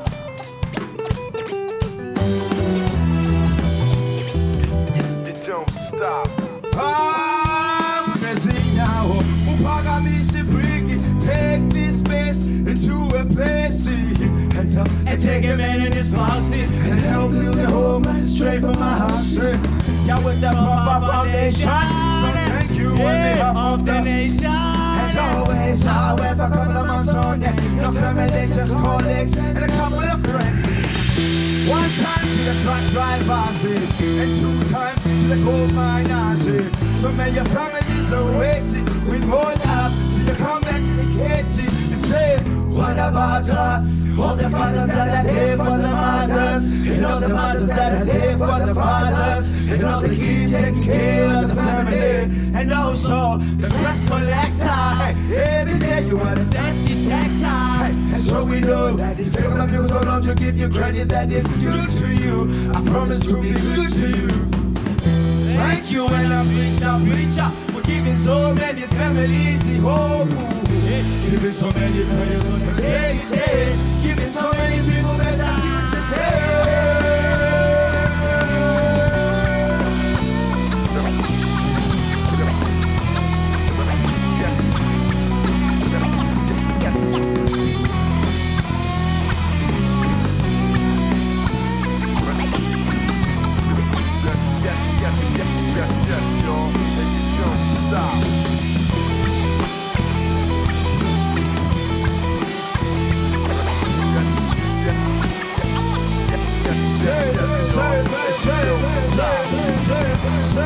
Hola, salute, hey, well I got nothing but love for ya. It's a salute, but then I wish they would pay you more, yes sir.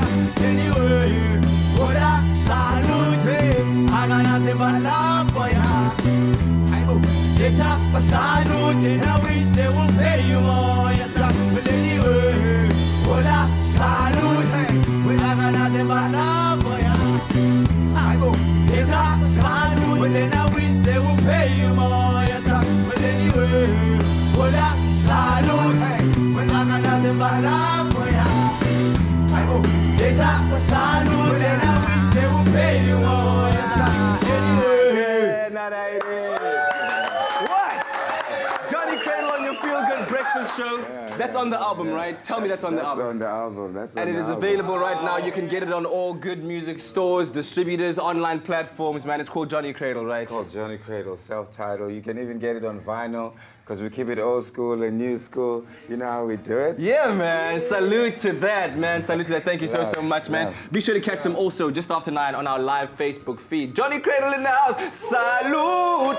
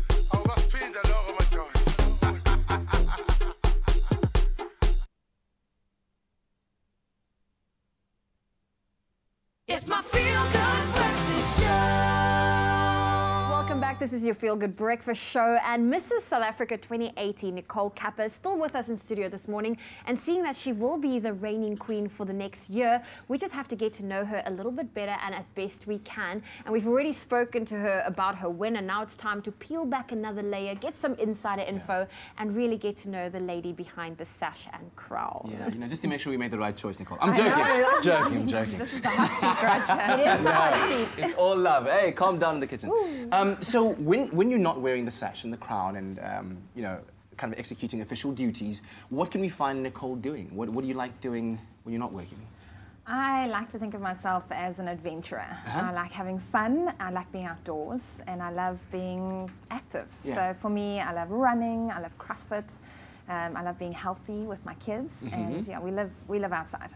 I love that. And you're taking on a big task soon, aren't you?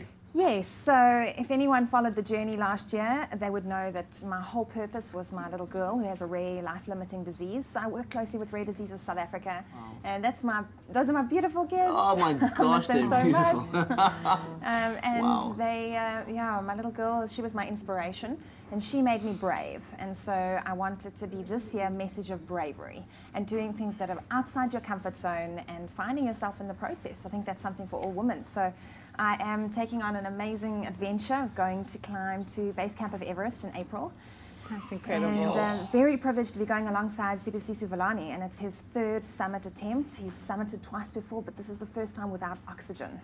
And it's very significant because my little girl has a lung disease, so every breath that I breathe up there will be for her and for those who can't.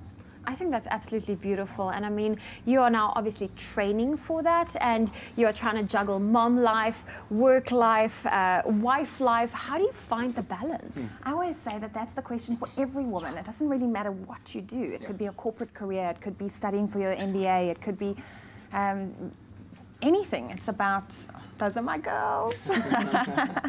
It's about, finding a balance and prioritizing. I think it's important to know what your #1 priority will be. And for me, it will always be my kids. They come first, and then everything from that flows. Yeah. Tell me about some of your ambitions, because you are in a very privileged and powerful, influential position as Mrs. South Africa. What are some of the goals that you have, you know, in line for 2018 and your reign that you'd like to achieve? I would like to try and be a voice, first of all, advocating for rare diseases, but also for women and for female empowerment. I'm so privileged to be part of this movement because it's about helping women really rediscover their true essence and take back their power. It's a message for modern women. It's a message, you know, the whole campaign this year is about living in full colour. And I think that that's important for women to just be passionate, embrace their true selves and follow their heart, not just live under guilt of what they should be and cultural expectations over their lives, but to just rediscover who they are. So for me, that's part of my message and part of my personal goals. Obviously doing a lot of challenges for rare diseases as a rare activist, and building some exciting things in the process. I love that message. And I believe, is it true that entries are open already for the next Mrs. South Africa? They're really trying to replace it. And your advice for the ladies that want to enter? If you have 1 or 2% of you that thinks that could be amazing, go for it. Just do it, leap. If the only emotion holding you back is fear, that's the wrong thing to hold you back. It is a life-changing journey. The joy is in the journey. And I would encourage women before the 28th of Feb, get your entries in online, mrssouthafrica.co.za. There's all the social media accounts. Go and follow and be part of the journey. Well, Nicole, thank you so much for joining us. Yeah. Absolutely incredible. Thank you for You are having an me. exemplary lady. Thank you. And we are so proud to have you as our Mrs. South Africa. Thank you very, very much. And Thank you. yes, the details are on screen right now if you'd like to enter this year's pageant that is Mrs. South Africa. Make your way to those places and make sure that your voice is heard.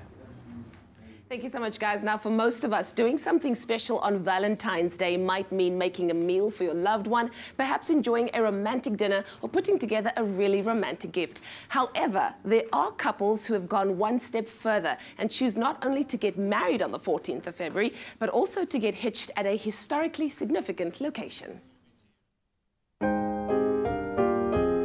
Valentine's Day is all about love. So, 12 lucky couples got to create a unique memory and start married life together by tying the knot on Robben Island. We've been together for 13 years. The moment we actually met at the library. He made a very good first impression with a very good sense of humor. And then I just knew. We've been together since 2006. I think it's been 12 years now. My first impression of him is that he's a talkative man. He talks a lot. His sense of humor, yeah. She knows me, the love she gives to me.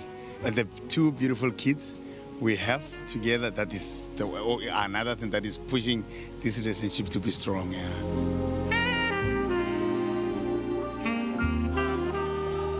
Today specifically, Valentine's Day, well, because that's the only day we could come, honestly. And we're both terrible at remembering dates. So Valentine's Day is perfect because we'll never forget now.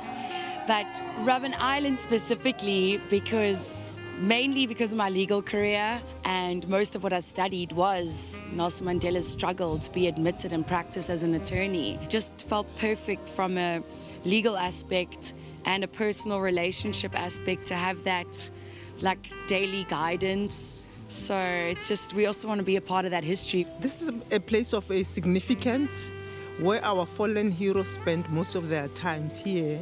And, you know, globally it is known as a place of attraction. That's why we chose to be here today. The Robben Island Valentine's Day wedding celebration has become an annual tradition, and the nuptials are officiated each year by the Minister of Home Affairs. It started in 2000, and every minister has had the occasion and the honor to marry all of these people over the past few years. This year is extraordinary because we've also brought a motivational speaker, Dr. Molapo, who himself has been married for 31 years, so he would know the ups and the downs, the pitfalls, and the beautiful moments of being married. And we are responsible as Home Affairs to register any marriage in a solemn place where Nelson Mandela was held for 27.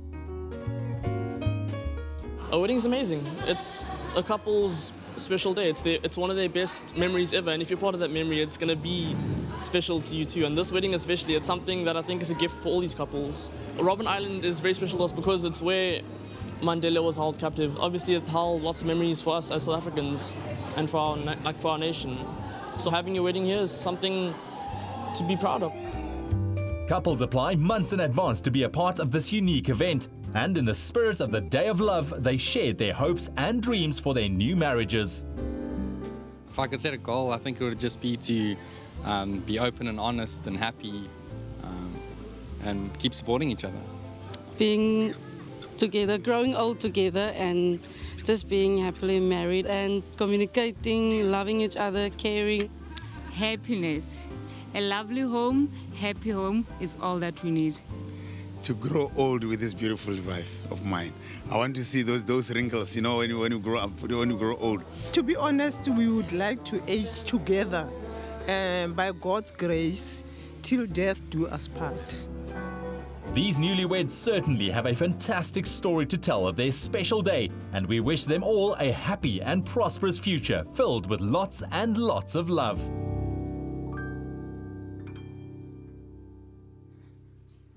All right, very, very cool, man. Valentine's Day. How are you doing, Chef Peter? Very, very good, thank you. Did you have a good Valentine's Day?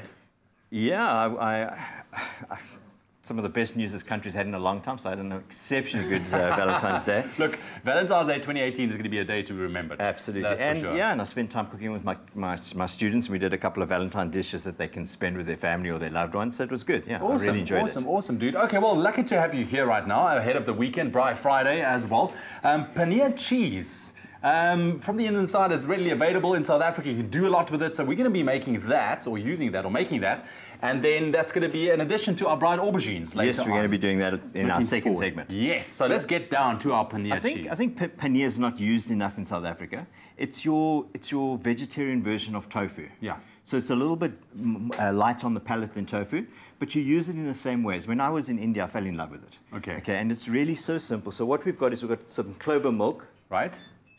Which we've brought to scalding, not boiling. Okay, so scalding. Okay, so nice and hot, but not boiling. And we're using the Clover Fresh full cream. Absolutely. Do you need to use it full cream? It is better. Okay. It is better. Okay, and then before I squirt some lemon in there, I'm just going to get the zest off. Okay. That we're going to season our paneer with just now. And with the paneer, I mean, you can really go wild on different spices and things to make it absolutely delicious. And what they do in India is they make curries with it. That's so what you do is you block it into the same way that you would do tofu, and it becomes a very solid protein, and you use that instead of meat, and it is absolutely amazing. It's not used enough in this country. All right. Okay, so we've got our less zest.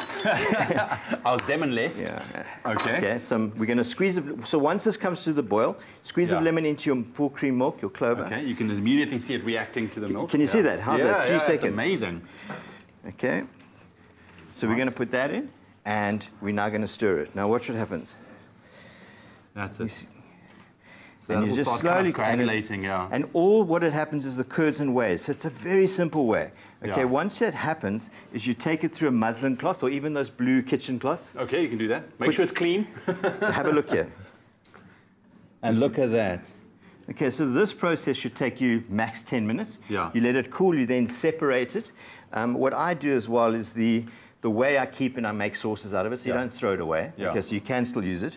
What I have done is I've made some paneer for you guys. So how do you exactly go about separating it? Just throw it through the muslin Let's say we had a bowl like this. You put your empty bowl, you put your muslin over, and you pour your pour your clover. And then you kind of just wring it out. And then you keep all your curds. That's it. Put it into the fridge, tie it up nice and tight, leave it overnight, and then you've got some beautiful cheese. That's after you've pressed out all the liquid. So I made this last night. Look at that. Wow, look at that.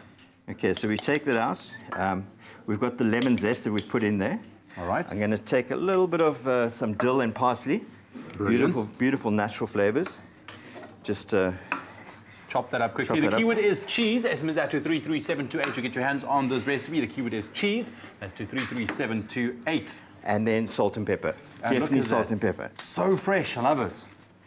And how cheap is this for cream cheese as opposed to spending all that money? Yeah. And then just give it a little stir, mix it all together. And the fact that you've made it at home, come on. Look at that. You want a little taste? Beautiful. Let me just get in there quickly. Wow, that is fresh. That is amazing. Cool. So now you can imagine if you just take this now and you put it into something that forms like a block, put some tins of food on it to give it a weight down. Yeah. And then you leave it like that for 2-3 days, and then you've got a solid block of protein, and you use that into your curries and things like that. Absolutely fantastic. I can see why this is going to go so well with aubergine. It's going to be amazing. So check it out. The recipe is SMS the keyword cheese to 33728. It will be on our website a little bit later on as well, expressoshow.com. But stick around for that delicious aubergine recipe where we will be using this fresh paneer cheese.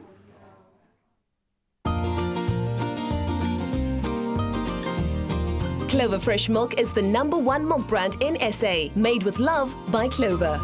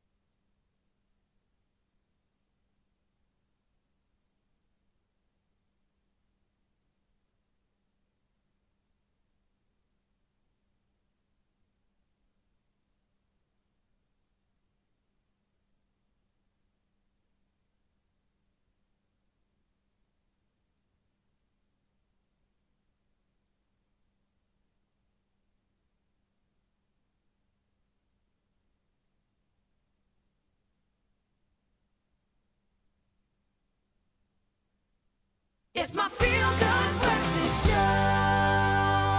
Welcome back. This is your Feel Good Breakfast Show. Now, our next guest, after living and working and starting a family in Cape Town, this young couple now living in the Netherlands realized South African design is unlike any other, anything, you know, that stereotypes would have you to believe it to be. And it has a unique flair. It is rich in style and craftsmanship.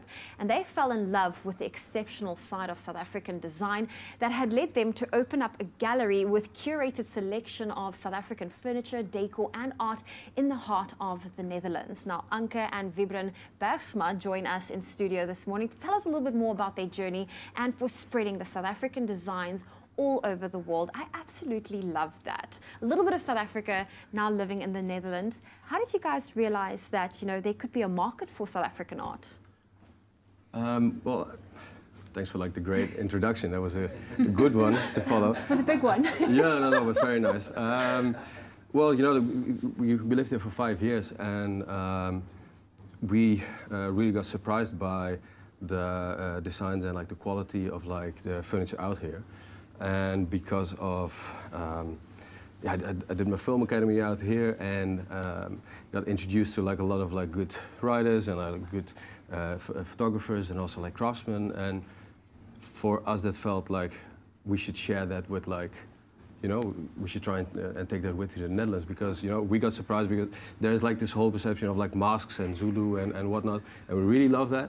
But this was like a part that really, yeah, surprised us, and we felt like this needs like a broader kind of like, yeah, market exposure. Exactly. I really like that. I mean, we as South Africans, we love our local art. We always support our local designers. But what do the Dutch think of the South African work? They love it. Yeah. So we are in this amazing old farmhouse, which we totally renovated and made very modern from the inside. And as soon as people walk in, they're like very surprised by the beautiful design. And it's like, wow, we've never seen this before. And they don't expect it either. Okay. So that's really great, yeah. Well, let's talk about the name of your gallery. Yeah. It's called Nieuweland. Yes. I'm assuming it's Nieuweland, like you would say. What was the inspiration behind choosing Nieuweland?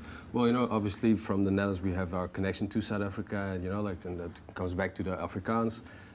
We lived close to Newlands, Rugby Stadium, and for us it was like, yeah, a complete new endeavor to just go back. And also like the farm that we renovated, yeah, it was like a 150 years old kind of like building, but we wanted to bring something new into. So yeah, living close by to Newland, Newland Stadium, and bringing it into like a whole new realm. It was, yeah, for us it was very easy to just think of like, yeah, this is our new land, Nieuweland. Yeah. Well, that's how I was checking how to pronounce it, because in English people say Newlands, in Afrikaans you say Nieuweland. So how do you guys say it? Nieuweland. Nieuweland. Yeah. Nieuweland. Okay, I love that. And how do you guys go about curating? You know, how do you go choosing which artwork goes into the gallery? Well, yeah. Well, furniture-wise, it already started when we bought our first house here in Cape Town, and we had to decorate it. And then we came across these beautiful studios and galleries and workshops. And that was already the foundation, actually, of Nieuweland, so many years ago. And we kept in touch with a lot of the designers, and that's actually how it started. So, yeah. I love that you guys are taking a little bit of South Africa to the Netherlands. Anke, Vibren, thank you so much for joining us and sharing your journey. And you know what? South African design is here to stay, but definitely not just on South African shores. It is wonderful to see that it's living abroad, and it's just another reason for you to go out there and support local South African designs. So tonight, as always, 6 p.m. on Saturday is the repeat, but tonight we get to live the best of the good life. And of course, Jonathan Boynton-Lee, being a one-time SA sexy man, goes and sees what's happening this year at that event, and Jade gets a front row seat with some of the best illusionists in the world. Join the party on Top Billing this weekend in our new Saturday time slot. Hey guys, I'm Armin van Buren. Watch Top Billing will be on this Saturday at 6 p.m. on SABC3. The women of South Africa choose their winner of Cosmo's Sexiest Man 2018. Winning the title of Cosmo's Sexiest Man a few years back was definitely a career highlight for me, so I'm really excited to be back here tonight to relive some of those special memories. Designer Kim H renovates a villa for resale, but the owners love it so much that they stay. Wow. This is like a little mini apartment. It's incredible. We have always said, I create a main bedroom for the king and the queen. I want them to feel absolute luxury. World-famous magic show The Illusionists opens at Monte Casino's Teatro in Joburg. Okay, Jay, take a step back. I'll give you some privacy. Now, please take off a t-shirt that you don't want to wear. Any t-shirt you don't want to wear. Hold that t-shirt in your hands. When you're holding it, just say yes, Chris. Yes, Chris. On the count of 3, you're going to throw your t-shirt over the curtain to land on the front of a stage. Okay. 3, 2, 1. Throw it. Springbok forwards coach Matt Proudfoot and Proteas netball star Vanessa Marie Dutoy say I do. So excited to get this journey underway and looking forward to the experiences and just building memories together. 5FM's Tando Tabete launches Tabuti, her scorching body-positive range of underwear. Society has a preconceived idea of what a woman should look like, and I wanted this brand to cater for everyone, women of all sizes. Afro Chic is in at the Sun Met, proudly championed by Miss Universe. I think events like this is so wonderful for South Africa. It's a world-class event that is hosted in our beautiful country, and it is second to none. It doesn't have to stand back for any event anywhere else. Catch Top Billing in our new time slot this Saturday night at 6 on SABC3. Well, we are now returning our attention to decor, and he is known for his clean line solid wood pieces and creating beautiful furniture using traditional cabinet making techniques. It is James Mudge's blood. Now, the furniture designer and maker honed his skills from a young age in the workshop of his father's business. And today he is a well-known furniture designer and a pioneer in South African furniture market. Now, we are joined this morning by James to get to know him and his pieces a little bit better. James, good morning. Hi, how's it? I'm loving the pieces I'm seeing in front of me, but I see you also started off with it's in your blood. Tell us a little bit more about your journey, because your brand is so successful. Well, I grew up making furniture with my family. My father made furniture down in Knysna, and I worked with my mom for a long time after he died. And I really learned about it from a very young age.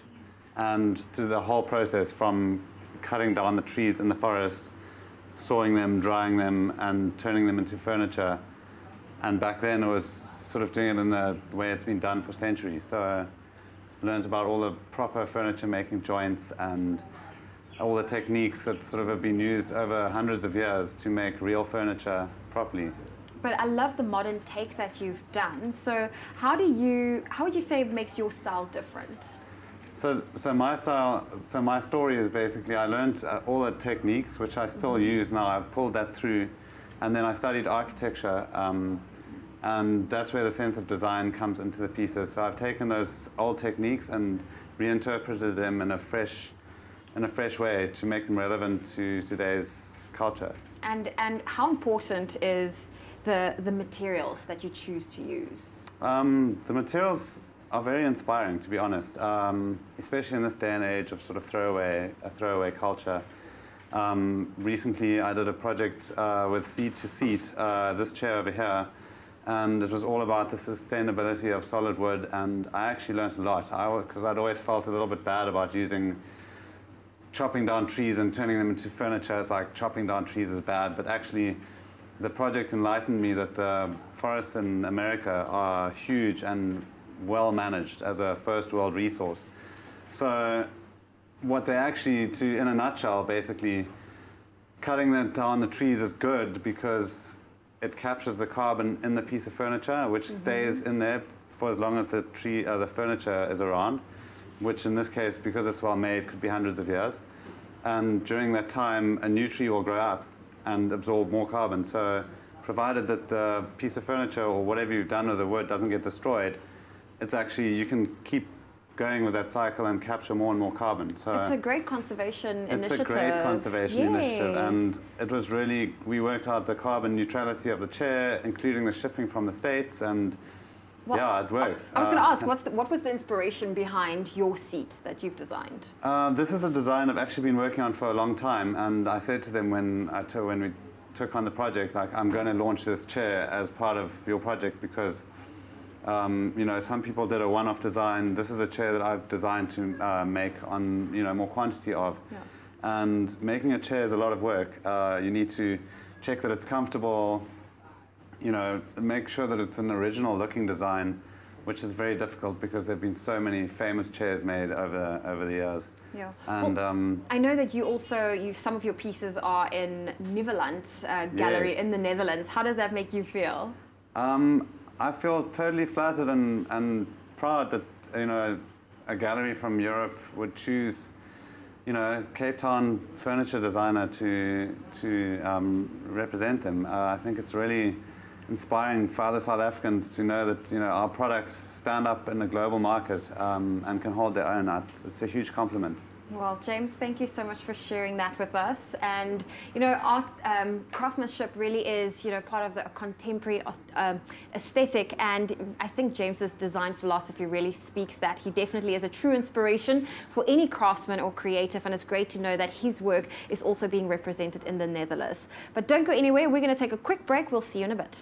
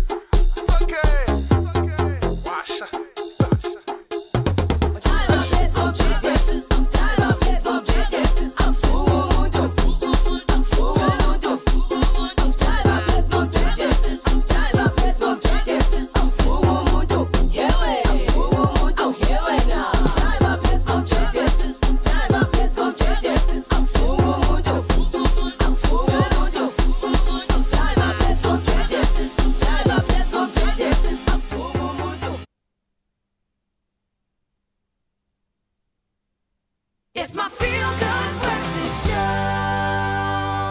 Welcome back. Thank you so much for tuning in. It's been an awesome Friday. JP Sebastian has taken it to another level, my friend. The Oscars are almost upon us. We've been enjoying going through kind of the leading prospects for the awards. The big categories, supporting, lead, and Best Picture is what we're going to go through in weeks to come. Wow, looking at these, we've got some superstars, we've got some young guns. Take us through our leading contenders. Let's start with Daniel Kaluuya. For Best Leading Actor, Daniel Kaluuya, who we obviously know from Black Panther coming out today, Wakabi.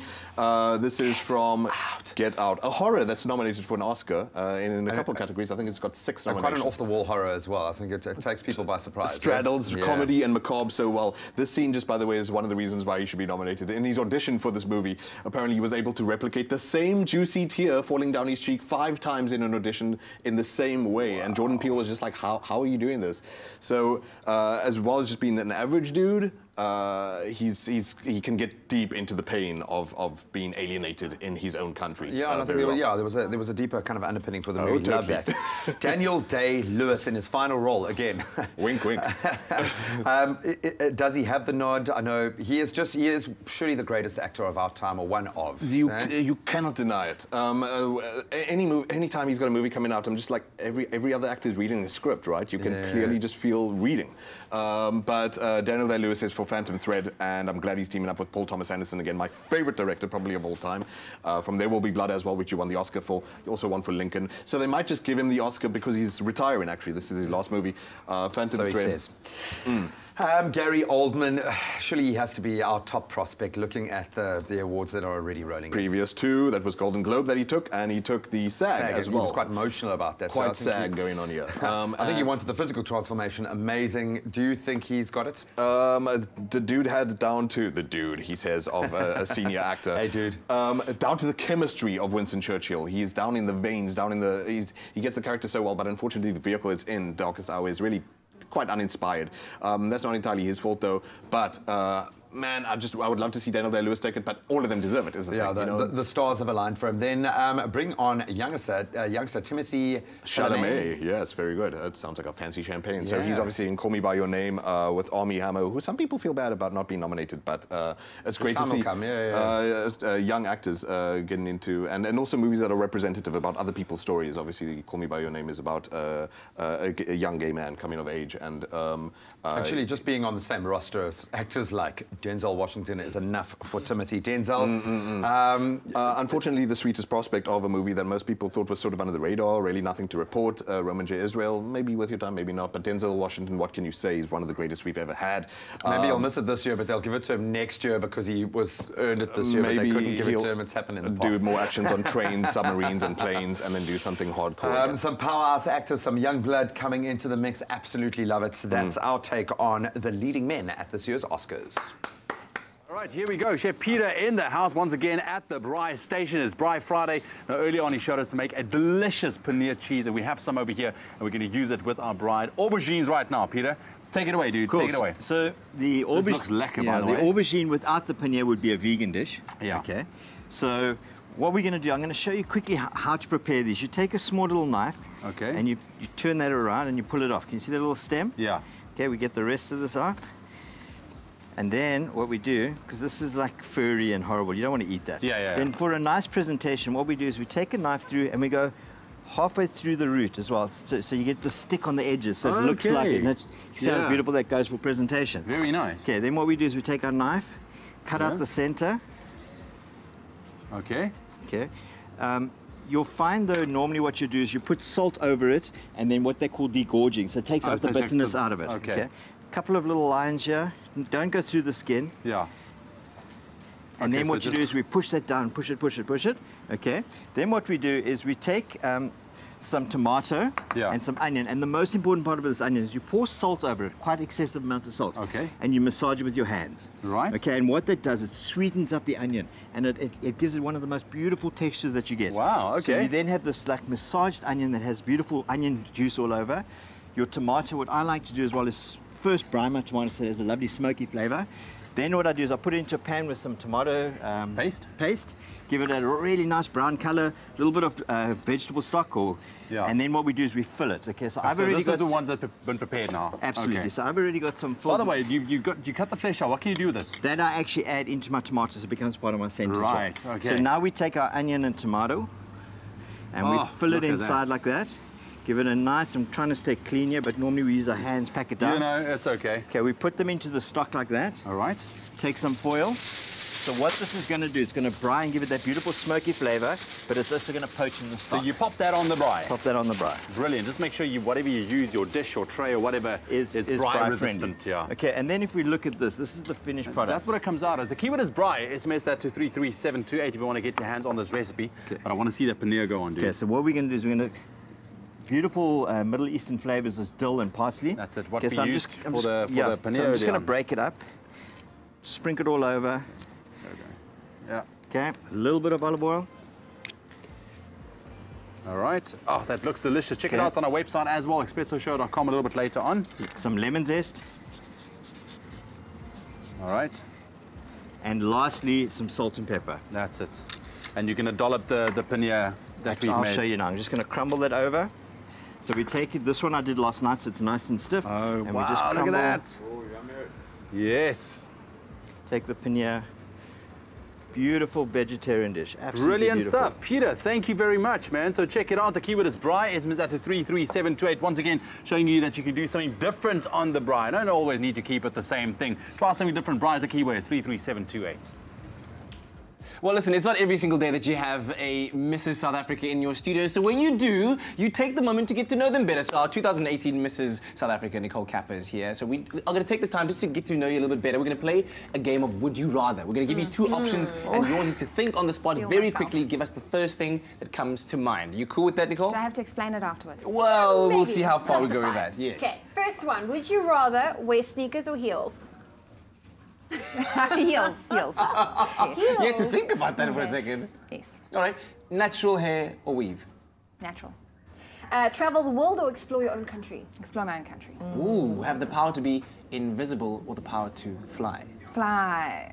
And would you choose to be the most beautiful in the world or the most intelligent? Intelligent. Okay. What's your favorite movie of all time? No, I can't answer that because like all I'm thinking is The Lion King and Frozen. I mean, you're asking a mother. It's an embarrassing question. Well, those are The last time I watched Please add Moana to that list. that moment in Moana when she's walking through the ocean with the stone.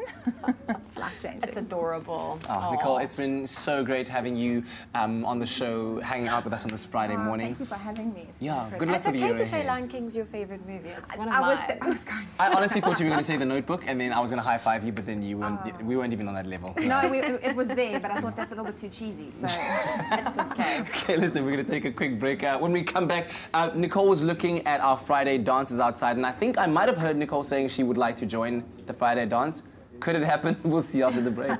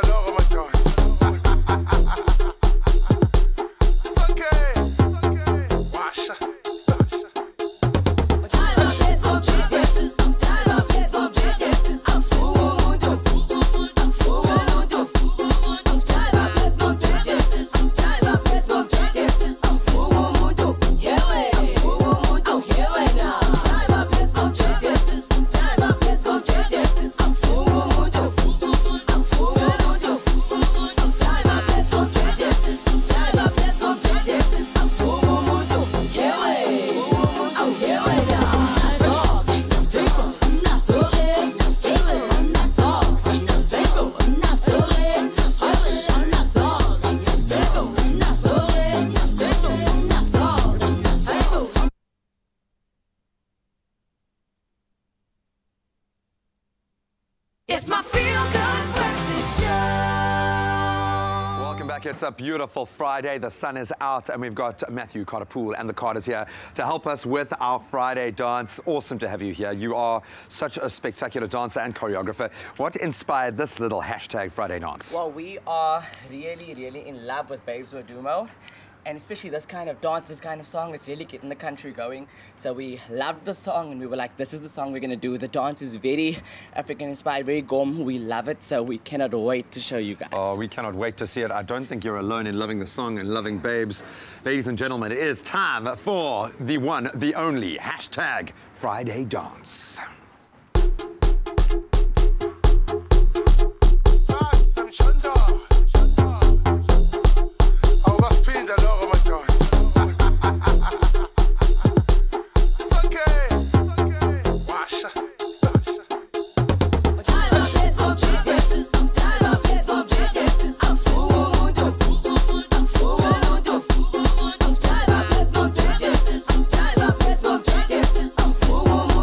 Yeah.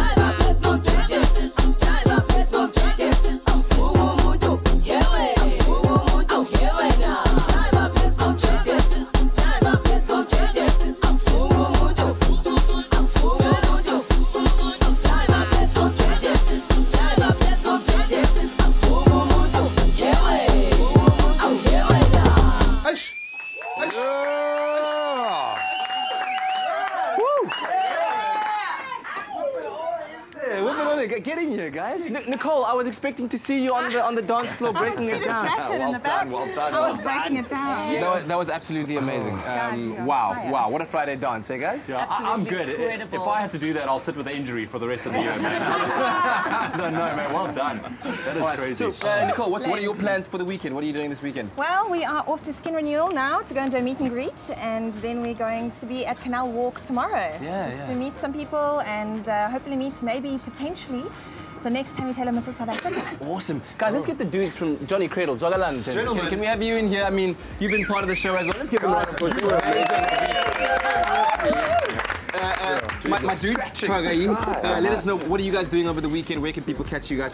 We're in Stellenbosch at Little Gig Festival, and we're going to make it happen over there. And of course, we're going to have a good time in Cape Town tonight.